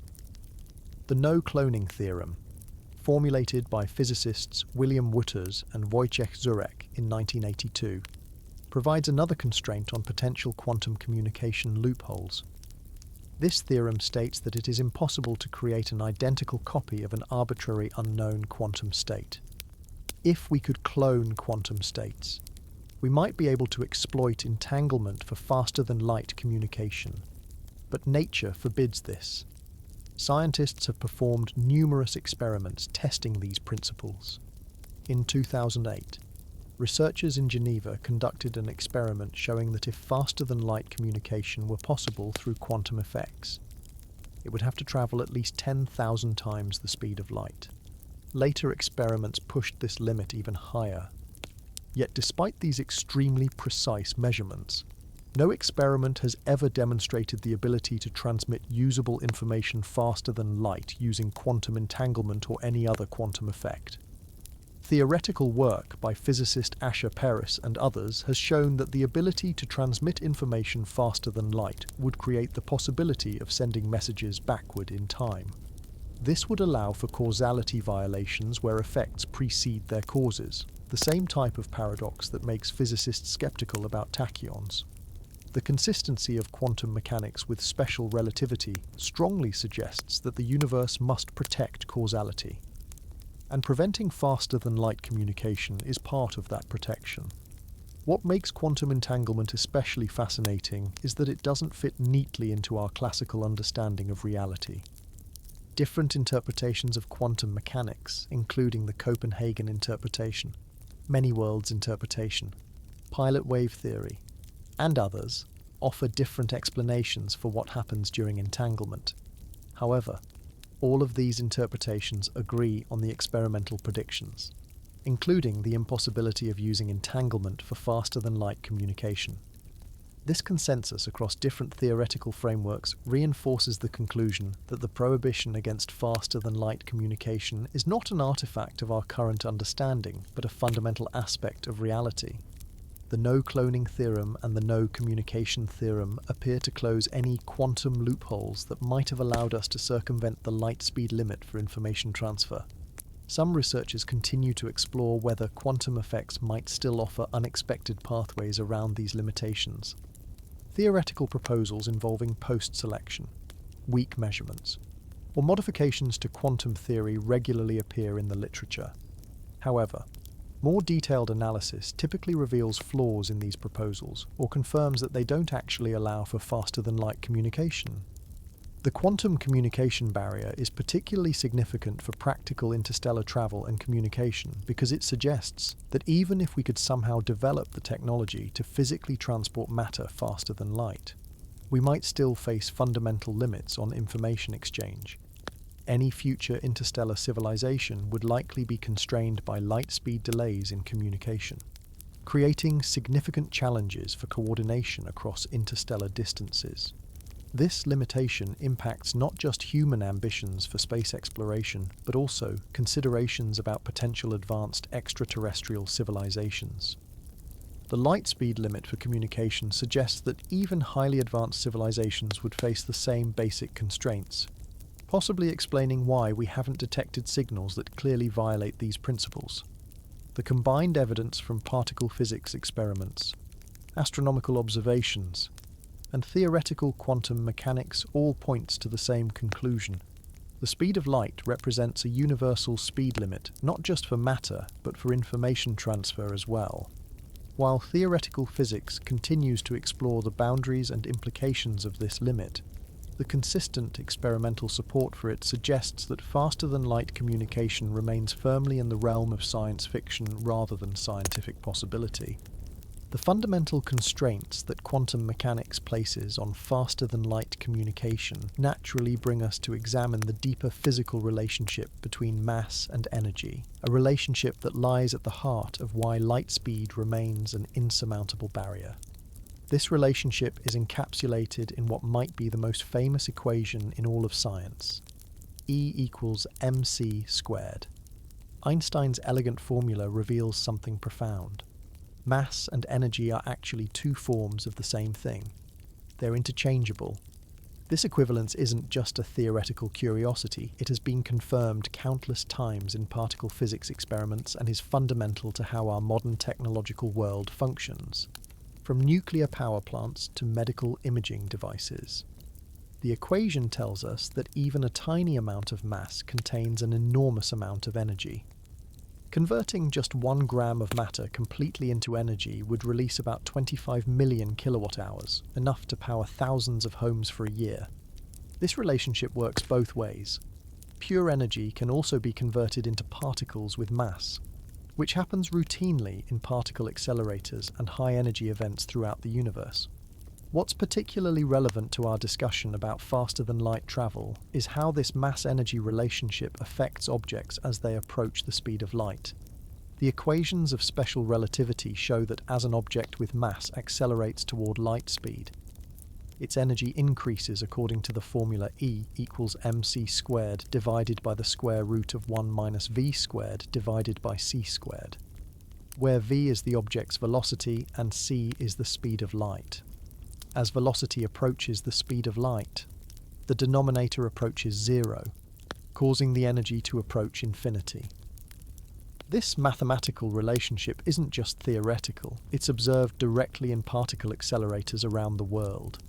The Large Hadron Collider, LHC, at CERN, for example, accelerates protons to 99.9999% of the speed of light. At these speeds, each proton's energy is about 7,000 times its rest energy. This enormous increase in energy confirms Einstein's predictions about how energy scales as objects approach light speed. What's fascinating is that no matter how much additional energy scientists pump into these particles, they get closer and closer to the speed of light, but never quite reach it. The LHC can add energy to push protons from 99.9% to 99.99% of light speed. But each incremental increase in speed requires disproportionately more energy. The pattern is clear and has been confirmed by decades of experimental data. As objects with mass approach the speed of light, they effectively become heavier from the perspective of an observer trying to accelerate them further. Even particles with extremely small mass follow this rule. Neutrinos, for instance, were once thought to be massless, like photons. If they had zero mass, they would naturally travel at exactly light speed. However, careful experiments revealed that neutrinos do have a tiny but non-zero mass, less than 1/1,000,000th the mass of an electron. This small mass means that neutrinos must travel slightly below light speed, a prediction confirmed by observations from supernovae and laboratory experiments. The 2011 OPERA experiment I mentioned earlier initially caused excitement because it appeared to show neutrinos travelling faster than light. Had this result held up, it would have fundamentally challenged our understanding of physics. The fact that it was ultimately found to be an experimental error, and that subsequent more precise measurements confirmed neutrinos respect the light speed limit, serves as yet another verification of the mass-energy relationship Einstein described. Particle physics experiments also demonstrate another aspect of the mass-energy relationship: pair production and annihilation.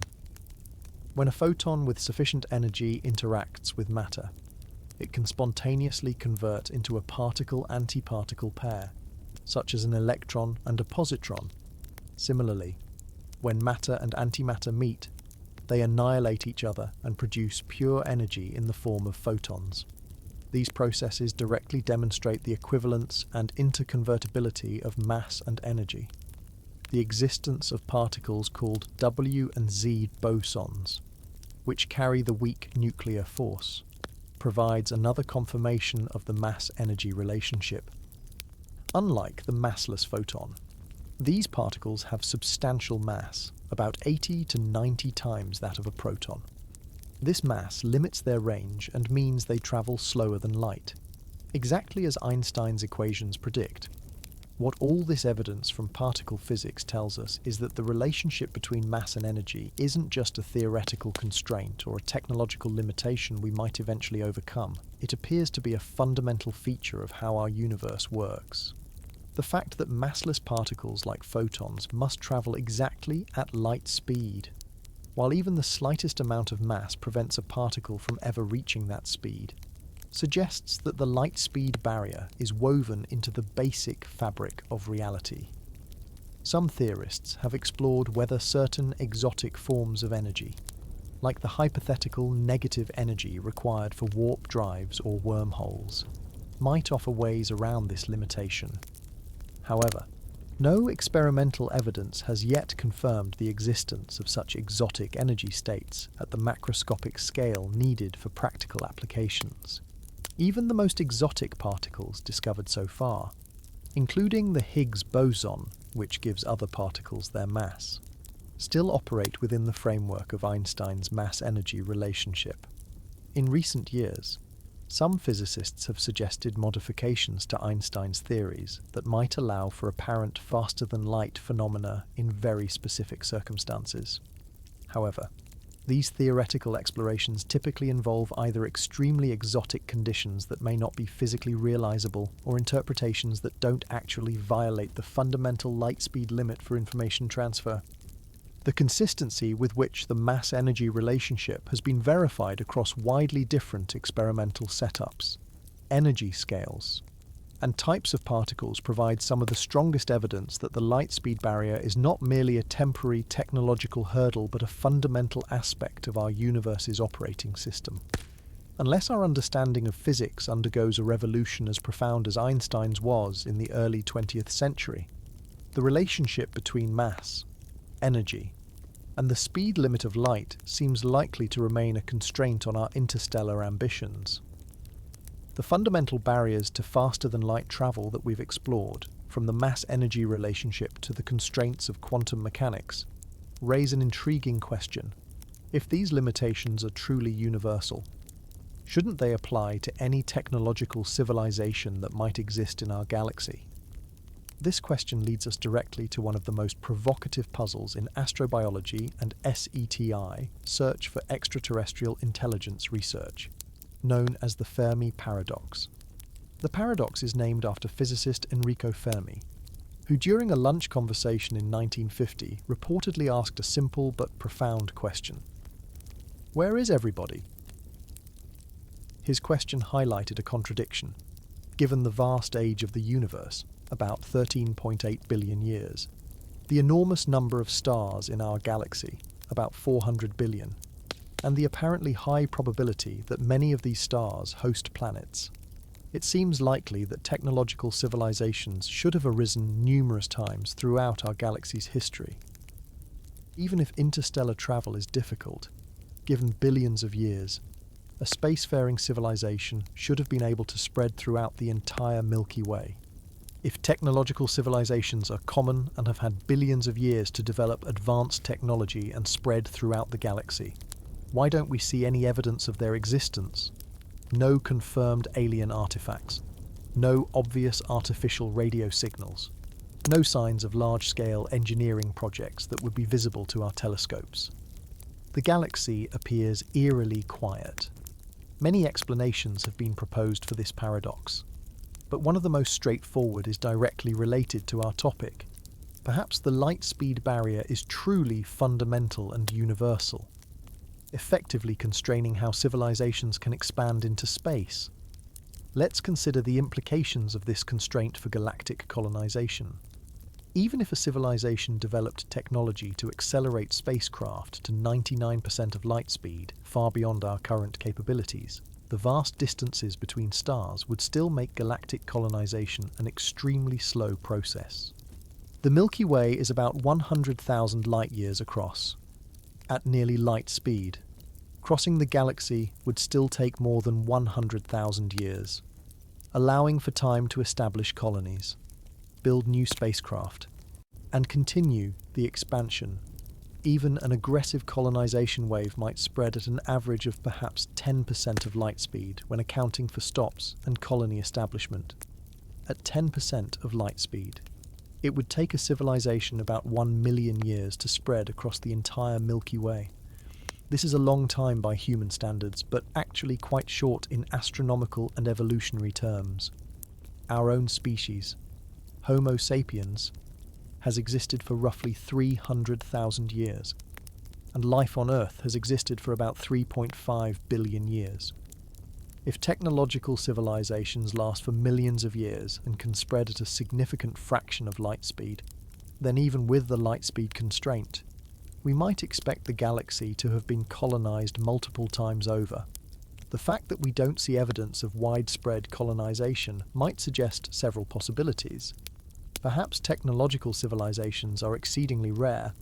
Perhaps they typically destroy themselves before achieving interstellar travel capabilities. Or perhaps there are additional constraints beyond the light speed barrier that make sustained interstellar expansion even more difficult than we imagine. One such constraint relates to the challenges of multi-generational space travel.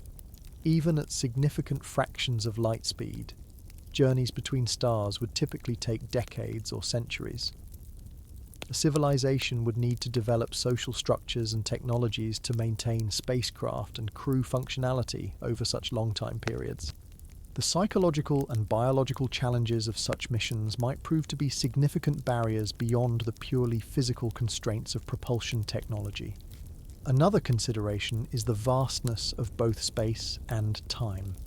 Even if a technological civilization did spread across significant portions of the galaxy, we might not notice unless they specifically chose to make their presence obvious. The galaxy contains hundreds of billions of stars spread across enormous volumes.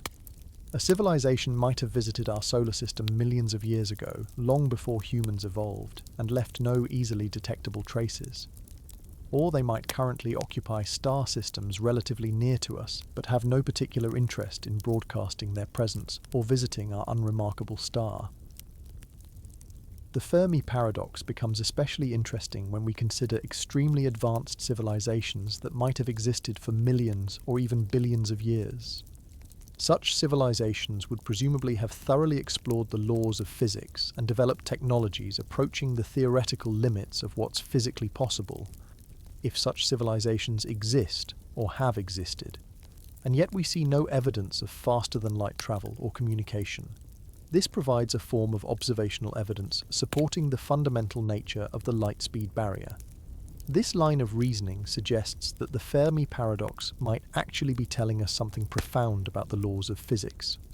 If the universe were full of civilizations that had discovered ways around the light speed limit, we might expect to see evidence of their rapid expansion throughout the galaxy.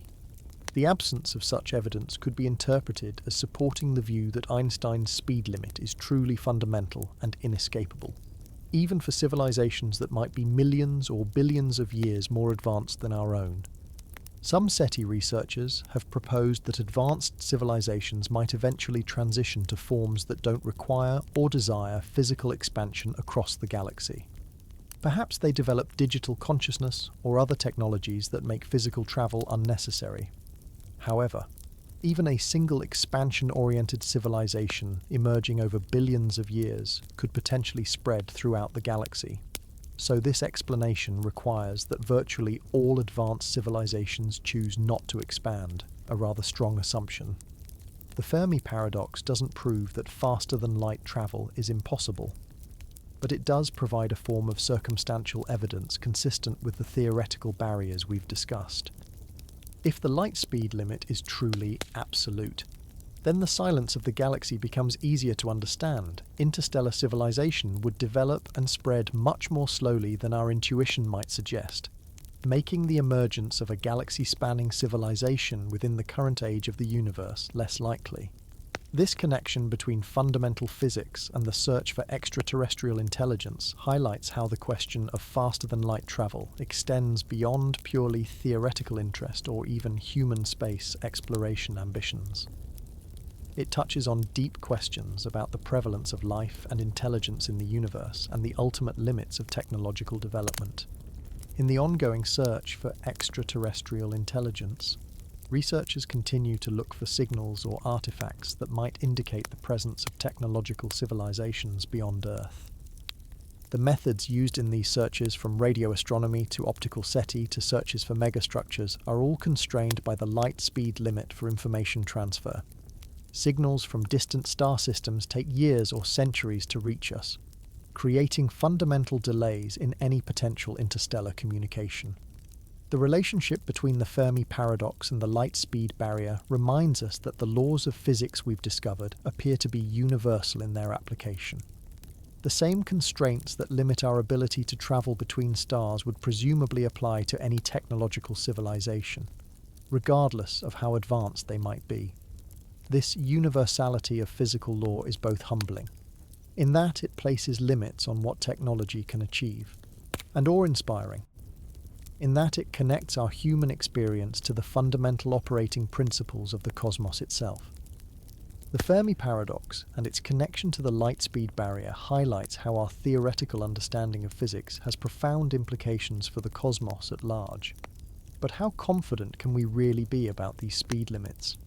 The answer lies in extensive experimental evidence, particularly from particle accelerators, the most powerful experimental tools physicists have developed to probe the fundamental nature of reality.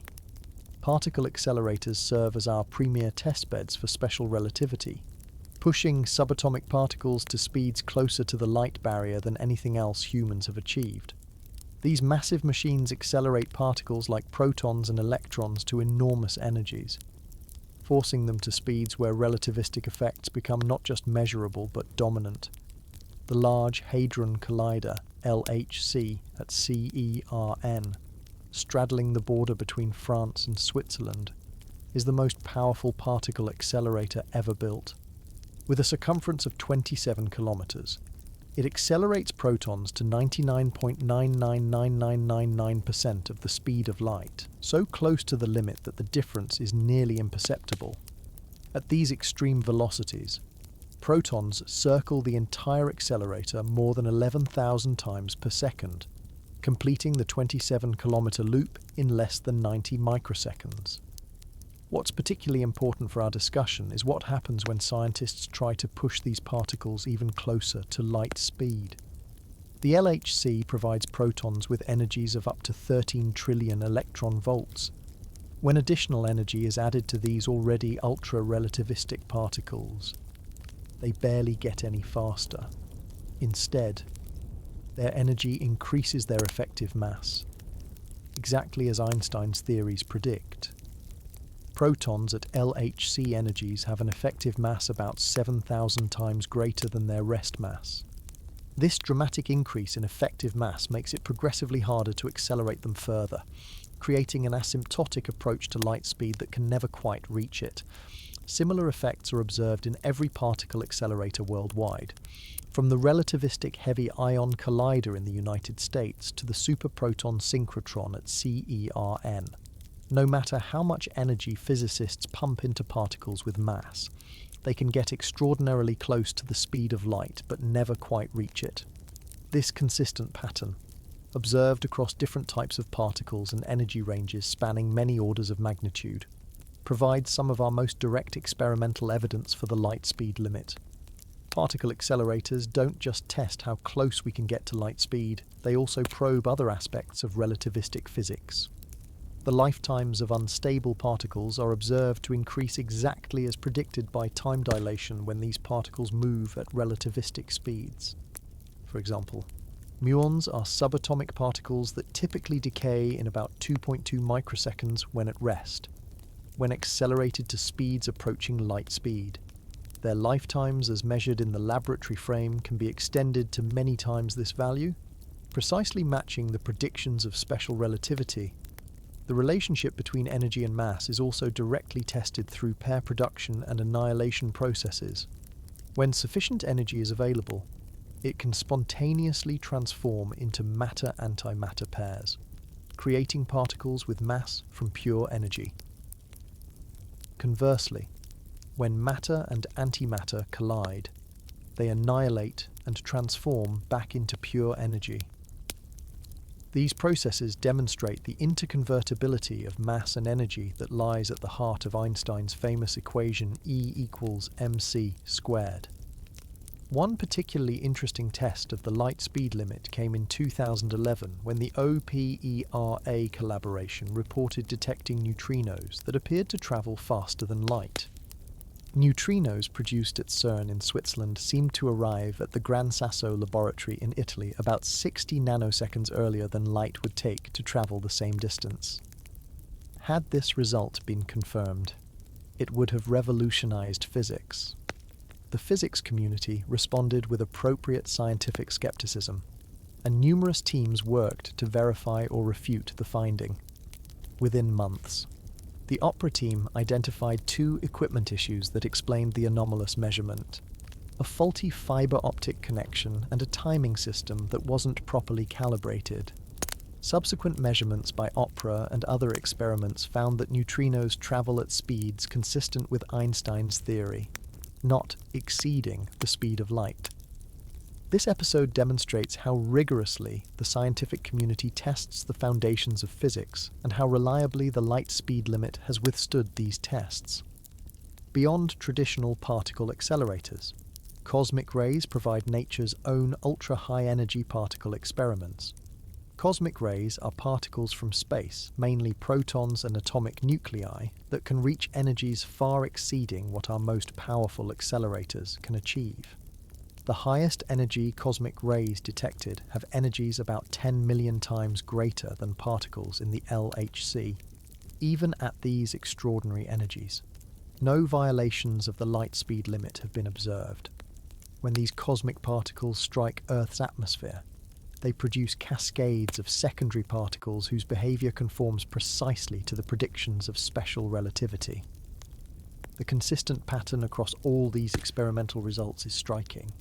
From tabletop experiments to the world's largest machines, from everyday velocities to particles moving at 99.999999% of light speed, from low energies to the most energetic processes in the universe, Einstein's theories have been tested thousands of times under widely varying conditions. The light speed limit has withstood every experimental challenge, establishing itself as one of the most thoroughly verified principles in all of science. The experimental evidence from particle accelerators doesn't just tell us that the light speed barrier exists, it tells us that this barrier behaves exactly as Einstein's theories predict across all observable energy scales and types of particles. This remarkable consistency suggests that the light speed limit isn't just an arbitrary rule, but a fundamental feature of how our universe works. Which brings us to the deeper question: why does the constant c dot, the speed of light, play such a central role in the structure of the universe? The constant c, approximately 299,792,458 meters per second in a vacuum, isn't just the speed at which light travels. It's a fundamental constant of nature that appears throughout the laws of physics in surprising and profound ways. Understanding the fundamental role of c helps explain why we can't exceed this cosmic speed limit. First, it's important to recognize that c isn't just about light. More fundamentally, it's the speed at which any massless particle must travel through a vacuum.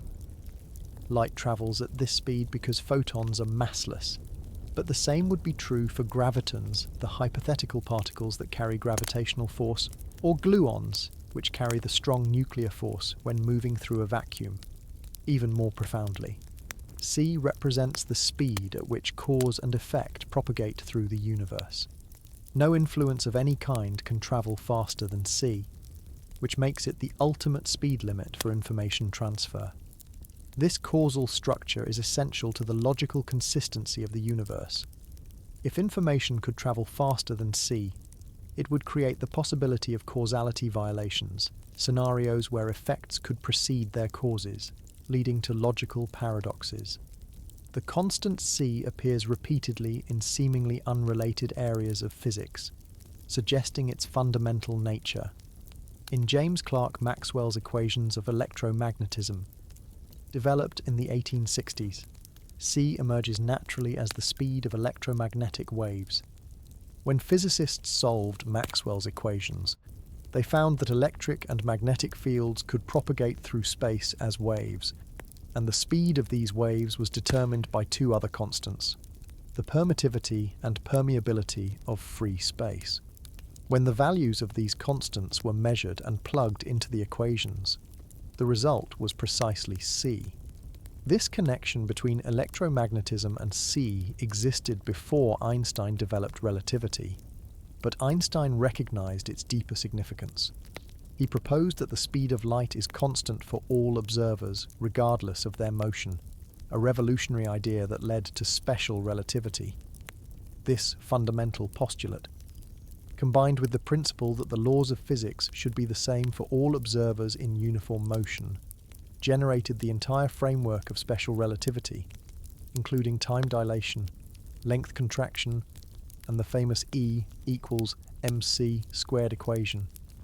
In Einstein's general relativity, which describes gravity as the curvature of space-time, c again plays a central role. It appears as a conversion factor between space and time coordinates in the mathematics of space-time. In a very real sense, c connects space and time, unifying them into a four-dimensional continuum. 1 second of time is equivalent to c seconds of space, about 300 million meters. This relationship isn't arbitrary, it reflects the fundamental structure of reality. The constant c also determines the light cone structure of space-time, which defines the possible causal relationships between events. For any event in space-time, there exists a future light cone containing all the points in space and time that can be influenced by that event, and a past light cone containing all the points that could have influenced it. The boundaries of these cones are determined by c and represent the maximum speed at which causal influences can propagate. In quantum field theory, which unifies quantum mechanics with special relativity, c appears as a fundamental parameter in the equations describing how quantum fields behave. It determines how quickly changes in a field can propagate and influences the structure of virtual particles that constantly pop in and out of existence in the quantum vacuum. Some theories in cosmology suggest that c might be related to the expansion of the universe itself. During the hypothesized inflationary period immediately after the Big Bang, space itself expanded faster than light.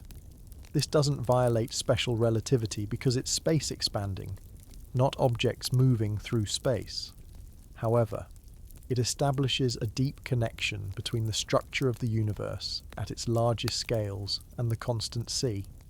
What's particularly fascinating is that the value of c doesn't appear to be derivable from other constants or principles. It's truly fundamental. Physicists don't know why c has exactly the value it does.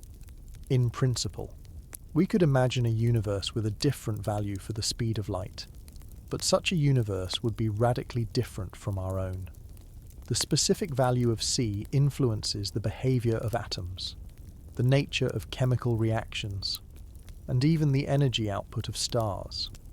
Some theoretical physicists have explored whether c might have had different values in the early universe or might vary in different regions of space. However, astronomical observations of distant galaxies and the cosmic microwave background radiation provide strict constraints on any possible variation in c over time or space. All evidence so far indicates that c is truly constant throughout the observable universe and has been since shortly after the Big Bang. The omnipresence of c in the laws of physics, from the subatomic realm of quantum mechanics to the cosmic scale of general relativity, strongly suggests that the light speed limit isn't merely an incidental feature of how light happens to behave. Rather, it appears to be woven into the very fabric of reality, a structural parameter that helps define how cause and effect, space and time, energy and matter relate to each other. This fundamental nature of c explains why the light speed barrier appears so insurmountable. It's not simply a technological limitation we might eventually overcome with advanced engineering, like breaking the sound barrier was. Instead, it's more akin to trying to violate conservation of energy or reverse the flow of entropy. The barrier exists at the level of how reality itself is structured. The fact that c emerges from different branches of physics independently and yet with perfect consistency suggests that it reflects something profound about the universe's underlying architecture. This consistent pattern reinforces the view that faster-than-light travel isn't merely difficult but would require fundamentally rewriting the laws of physics as we understand them.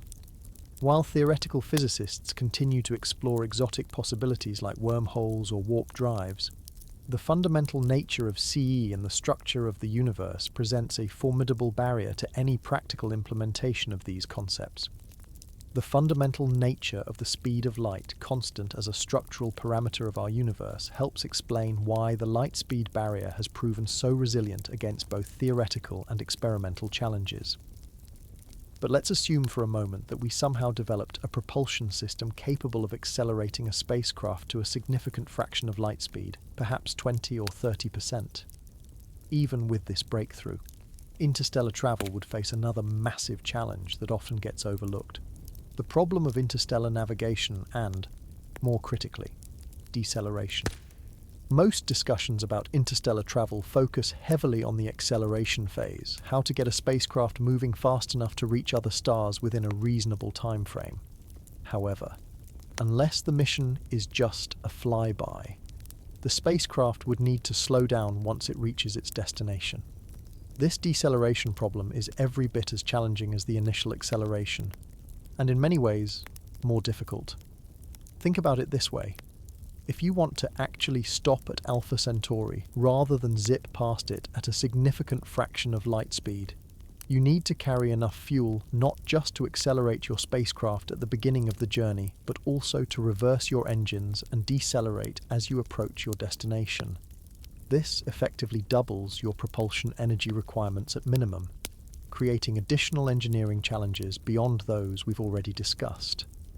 With conventional rocket propulsion governed by the Tsiolkovsky rocket equation, this creates a compounding problem.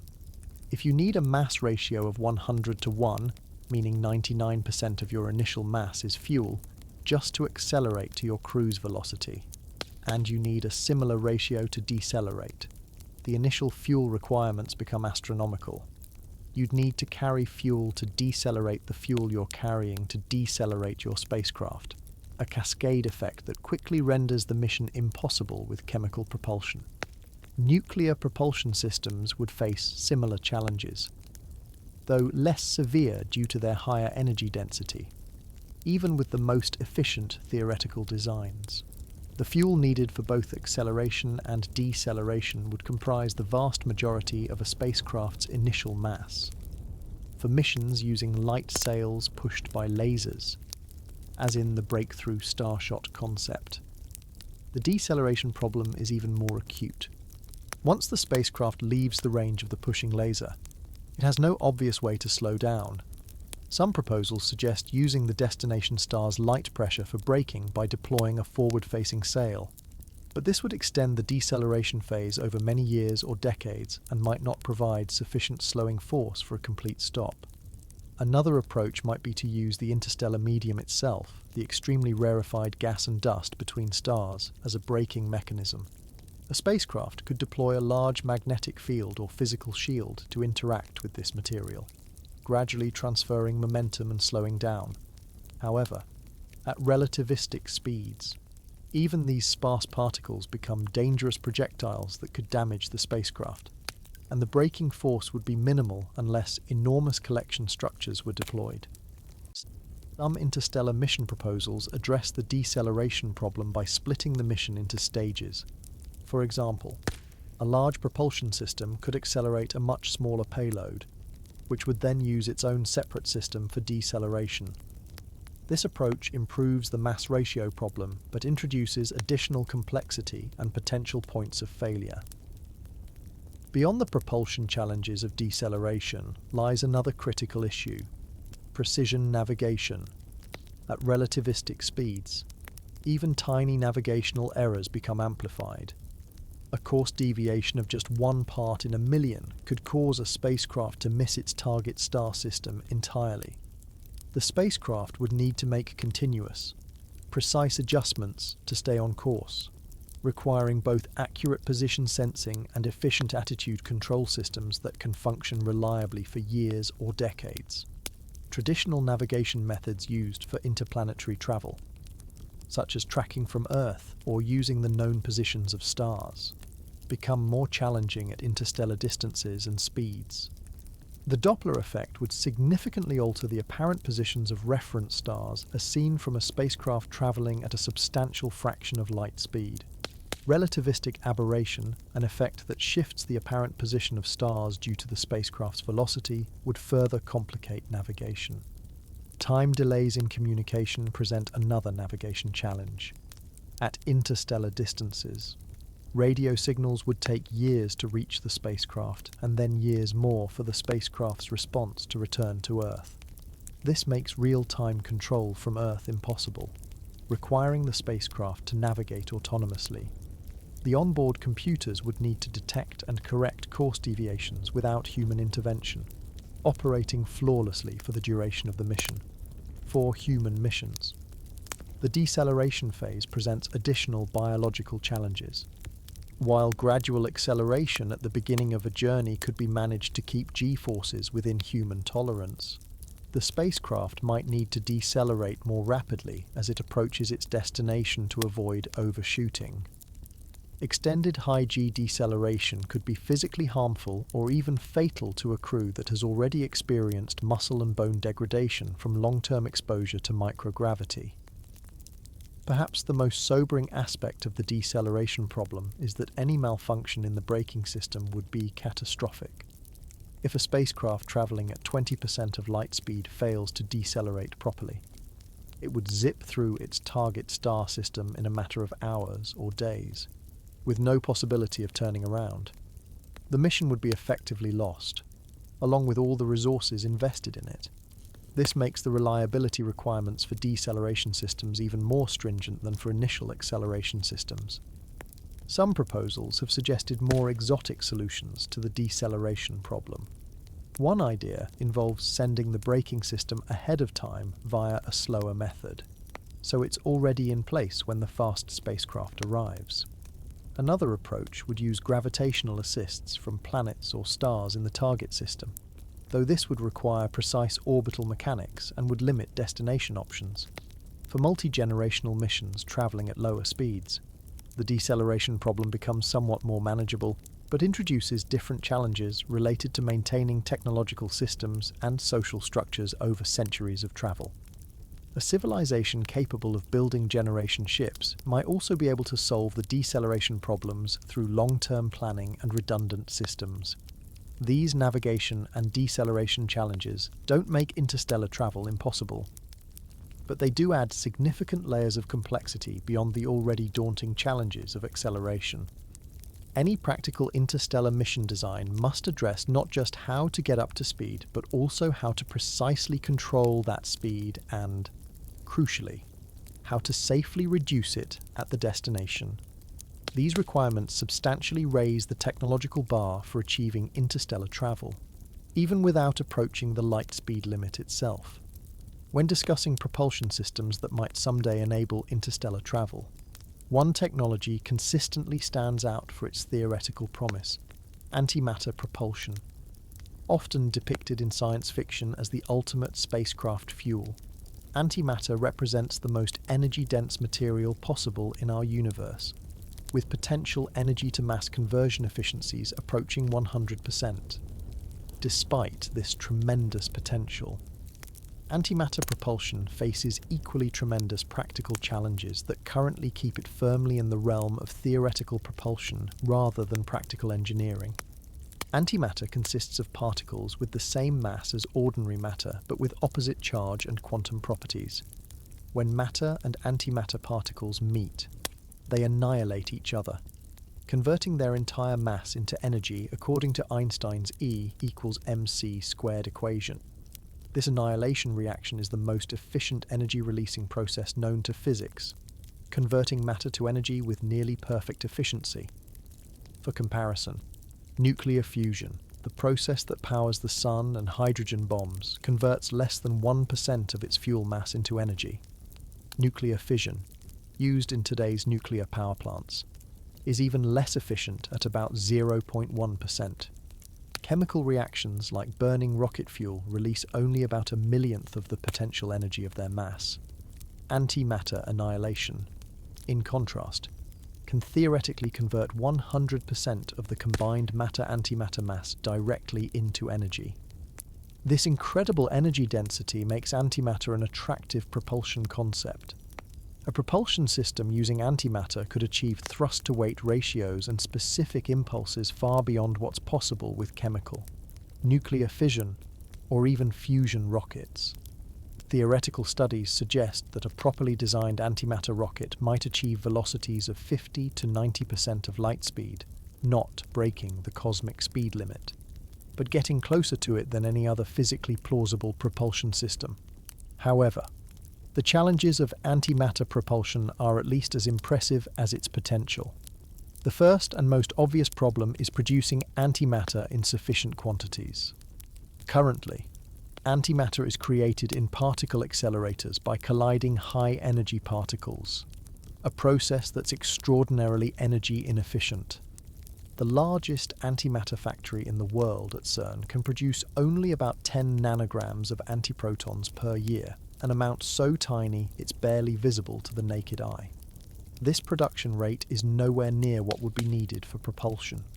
Even the most optimistic antimatter engine designs would require at least a few grams of antimatter for meaningful interstellar missions, and more practical designs might need kilograms or even tons. At current production rates, it would take billions of years to produce enough antimatter for a single interstellar mission. The energy inefficiency of antimatter production compounds this problem.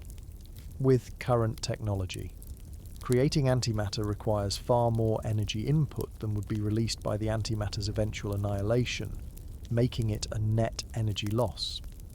Some estimates suggest that current methods are less than 0.001% efficient, meaning it takes more than 1,000 times the energy contained in the antimatter just to create it. Unless dramatically more efficient production methods are developed, antimatter would never make sense as an energy storage medium. Even if we somehow solved the production problem, storing antimatter presents another enormous challenge. Since antimatter annihilates on contact with regular matter, it can't be kept in conventional containers. Current storage methods use electromagnetic fields to suspend tiny amounts of charged antimatter particles, like antiprotons, in a vacuum. The most advanced antimatter traps can hold only a few nanograms of antiprotons, and even these require massive, complex equipment using superconducting magnets. Scaling these storage systems to the gram or kilogram quantities needed for propulsion would require technological breakthroughs in superconducting materials, vacuum systems, and electromagnetic containment. The containment system would need to operate flawlessly for years during an interstellar mission, as any containment failure would result in the immediate loss of the antimatter and potentially catastrophic damage to the spacecraft. The third major challenge is controlling the antimatter annihilation process for propulsion. When matter and antimatter annihilate, much of the energy is released as high-energy gamma rays, which are difficult to direct and convert to thrust. Some designs propose using charged pions produced in proton-antiproton annihilations, which could be directed by magnetic fields to generate thrust. Others suggest using the gamma rays to heat a propellant material, similar to how nuclear thermal rockets operate. However, efficiently converting the annihilation energy into directed thrust remains a significant engineering challenge. Most designs would likely achieve efficiencies of 10 to 50% in converting annihilation energy to useful thrust, reducing the effective specific impulse of the system. Safety concerns present yet another barrier. A spacecraft carrying significant quantities of antimatter would essentially be carrying the most powerful explosive possible. A containment failure near Earth could release energy equivalent to multiple nuclear weapons. This creates regulatory and political challenges in addition to the technical ones. Any antimatter-powered mission would face intense scrutiny regarding its safety systems and fail-safes. Despite these formidable challenges, research into antimatter propulsion continues. NASA's Institute for Advanced Concepts has funded theoretical studies of antimatter-catalyzed fusion propulsion, which would use tiny amounts of antimatter to trigger fusion reactions in conventional fuel, potentially offering a more practical near-term approach. Other researchers explore concepts like antimatter-initiated microfission/fusion, which would use antimatter to trigger nuclear reactions in small fuel pellets.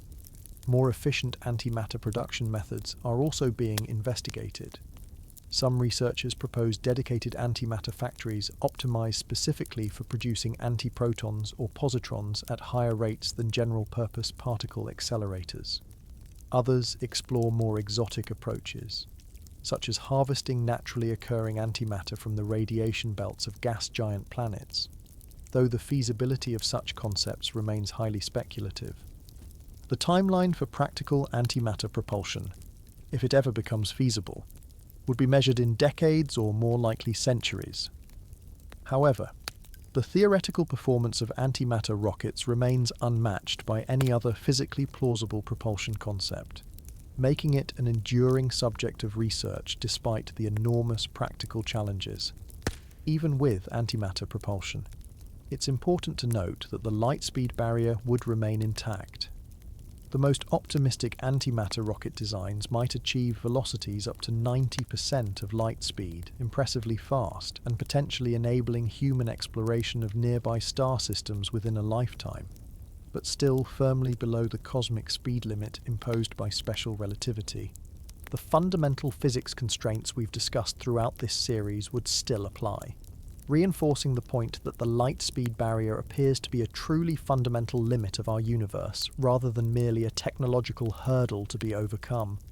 The technological challenges of antimatter propulsion highlight a recurring theme in our exploration of faster-than-light travel. Even our most ambitious propulsion concepts still operate firmly within the constraints of Einstein's cosmic speed limit.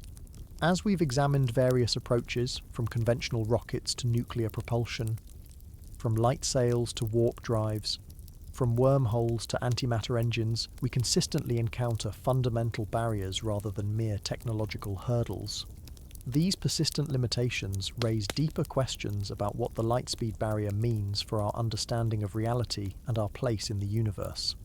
The light speed limit doesn't just constrain our travel technology, it shapes the structure of causality, information transfer, and knowledge acquisition throughout the cosmos. This barrier creates what scientists sometimes call a light cone around every event in space-time, defining what can potentially influence that event or be influenced by it.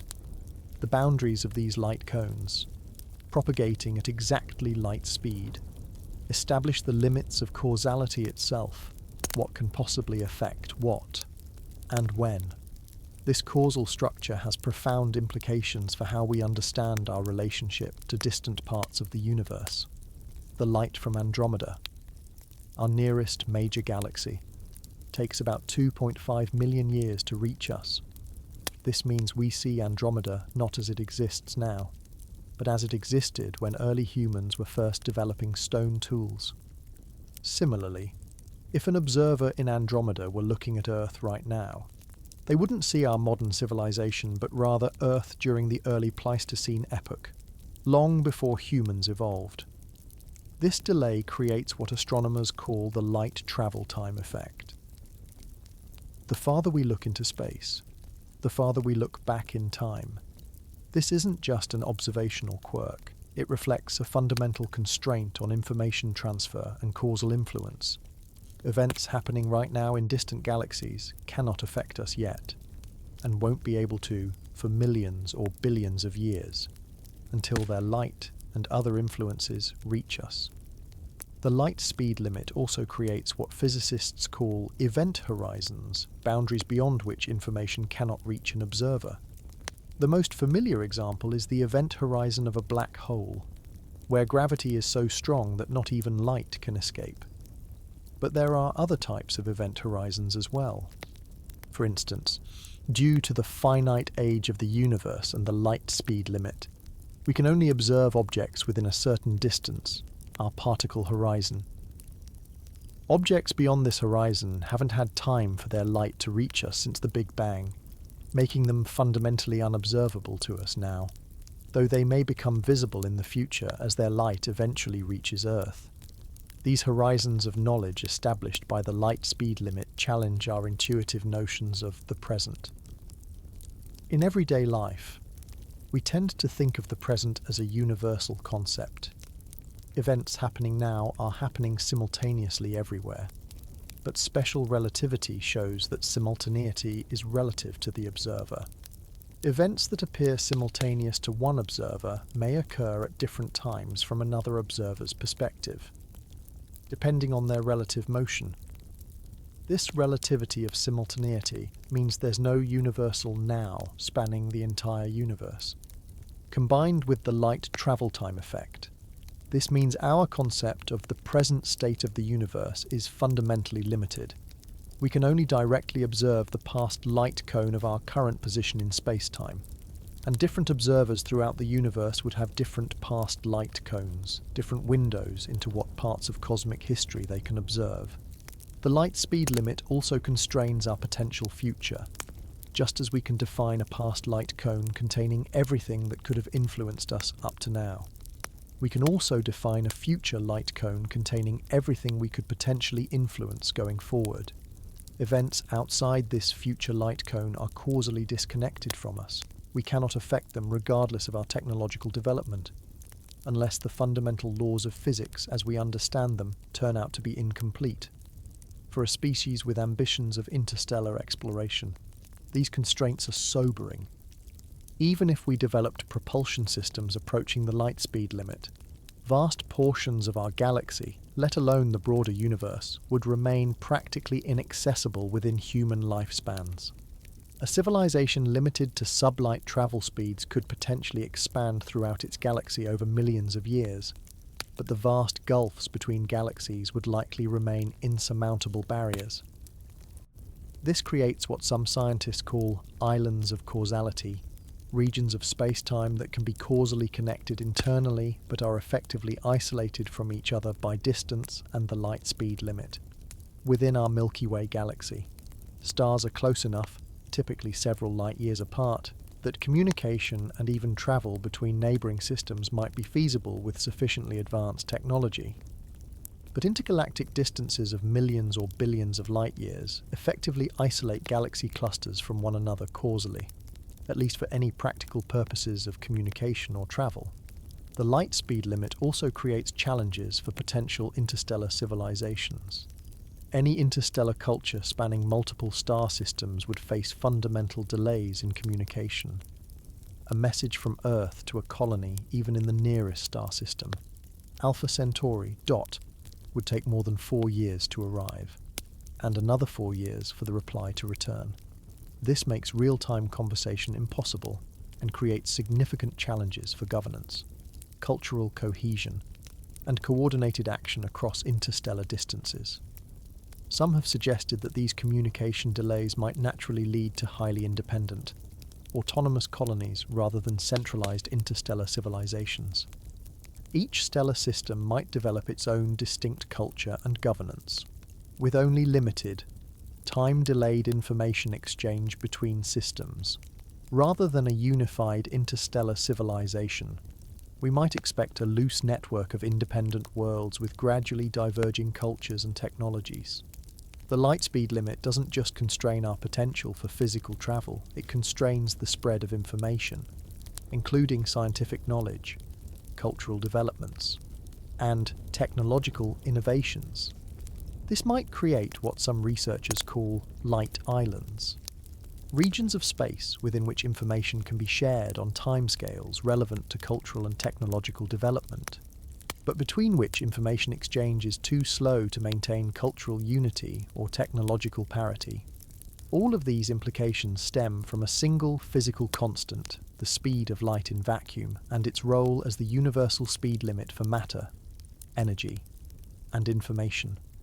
This seemingly simple constraint shapes the causal structure of the entire universe, defining what can affect what and when, establishing the boundaries of potential knowledge and influence, and potentially shaping the development of any technological civilizations that might exist beyond Earth. While these limitations might initially seem disappointing for our dreams of rapid interstellar travel, they also provide a framework for understanding our place in the cosmic order. The same physical laws that prevent faster-than-light travel also enable the stable atomic structures, predictable chemical reactions, and consistent physical processes that make life possible.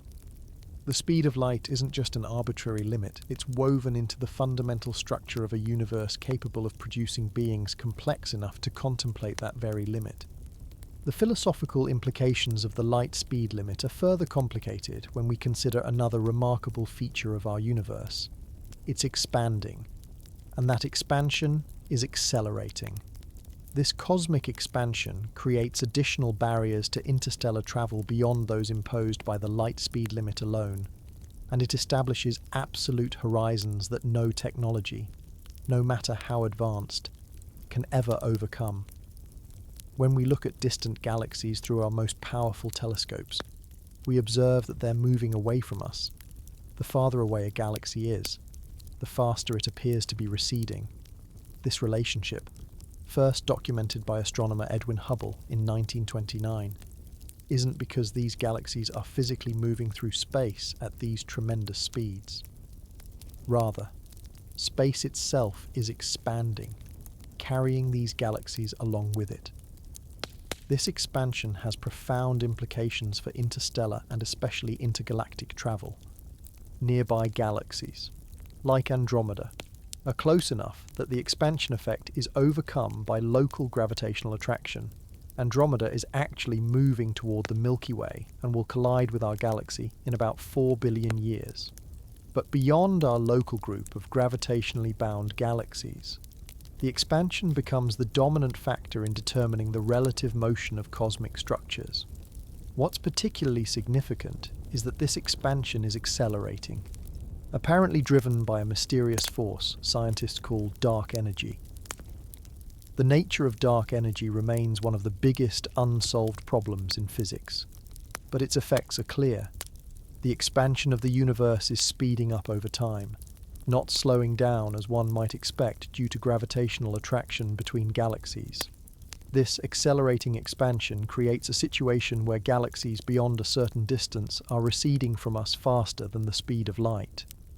This doesn't violate Einstein's special relativity because the galaxies aren't moving through space faster than light. Rather, The space between us and them is expanding so rapidly that the total recession velocity exceeds light speed.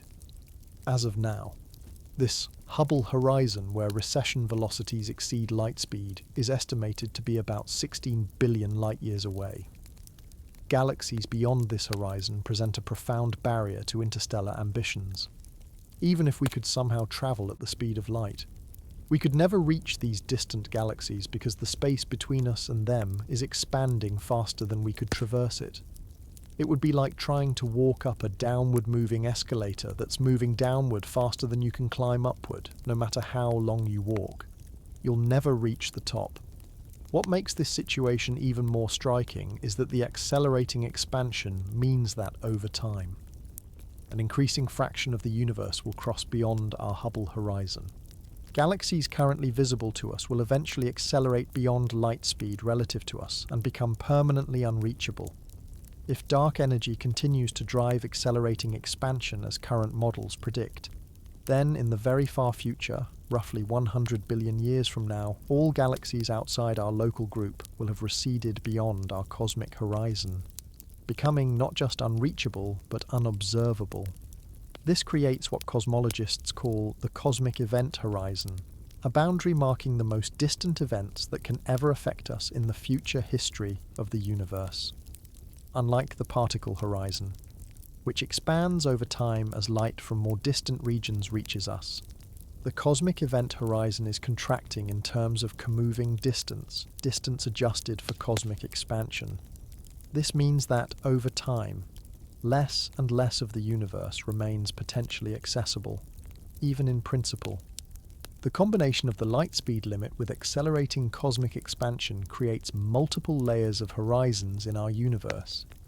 There's the particle horizon defining what we can currently observe, the Hubble horizon beyond which recession velocities exceed light speed, and the cosmic event horizon marking what we could potentially interact with in the entire future history of the universe. Each of these horizons represents a different type of fundamental limit on our ability to explore, observe, and interact with the cosmos. For any civilization with dreams of cosmic exploration, these horizons impose absolute limits that no technological advancement can overcome. Assuming our current understanding of physics is correct, even if we somehow developed perfect spacecraft capable of traveling at exactly light speed with zero acceleration time, vast portions of the observable universe would remain forever beyond our reach due to cosmic expansion. The acceleration of cosmic expansion also affects the long-term future of any potential interstellar civilization. In the very distant future, as galaxies outside our local group disappear beyond our cosmic horizon, the observable universe will effectively shrink to just our local group of gravitationally bound galaxies. A civilization arising in this far future epoch would observe a very different universe than we do, with no visible distant galaxies and potentially no evidence of cosmic expansion or the Big Bang. Some cosmologists have noted that this creates an interesting situation regarding knowledge of the universe. Our current cosmological epoch happens to be one where we can observe distant galaxies and detect the cosmic microwave background radiation, allowing us to piece together the history of the Big Bang and cosmic evolution. Future civilizations might not have access to this evidence, potentially limiting their ability to understand cosmic history accurately. For our own civilization's prospects of interstellar travel, the cosmic horizons created by expansion don't present immediate practical limits, since nearby stars and even nearby galaxies aren't significantly affected by cosmic expansion. The stars in our Milky Way galaxy, and even the galaxies in our local group, are bound together gravitationally, counteracting the effects of cosmic expansion on these scales.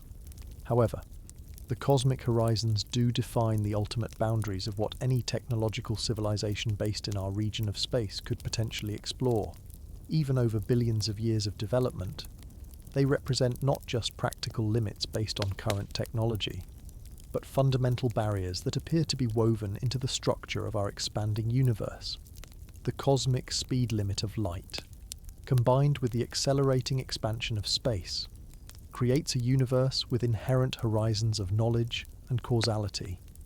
These horizons don't just limit where we can go, they limit what we can know, what we can affect, and ultimately, what we can become part of. They define the boundaries of our potential cosmic influence and establish the fundamental arena within which any technological civilization's story must play out.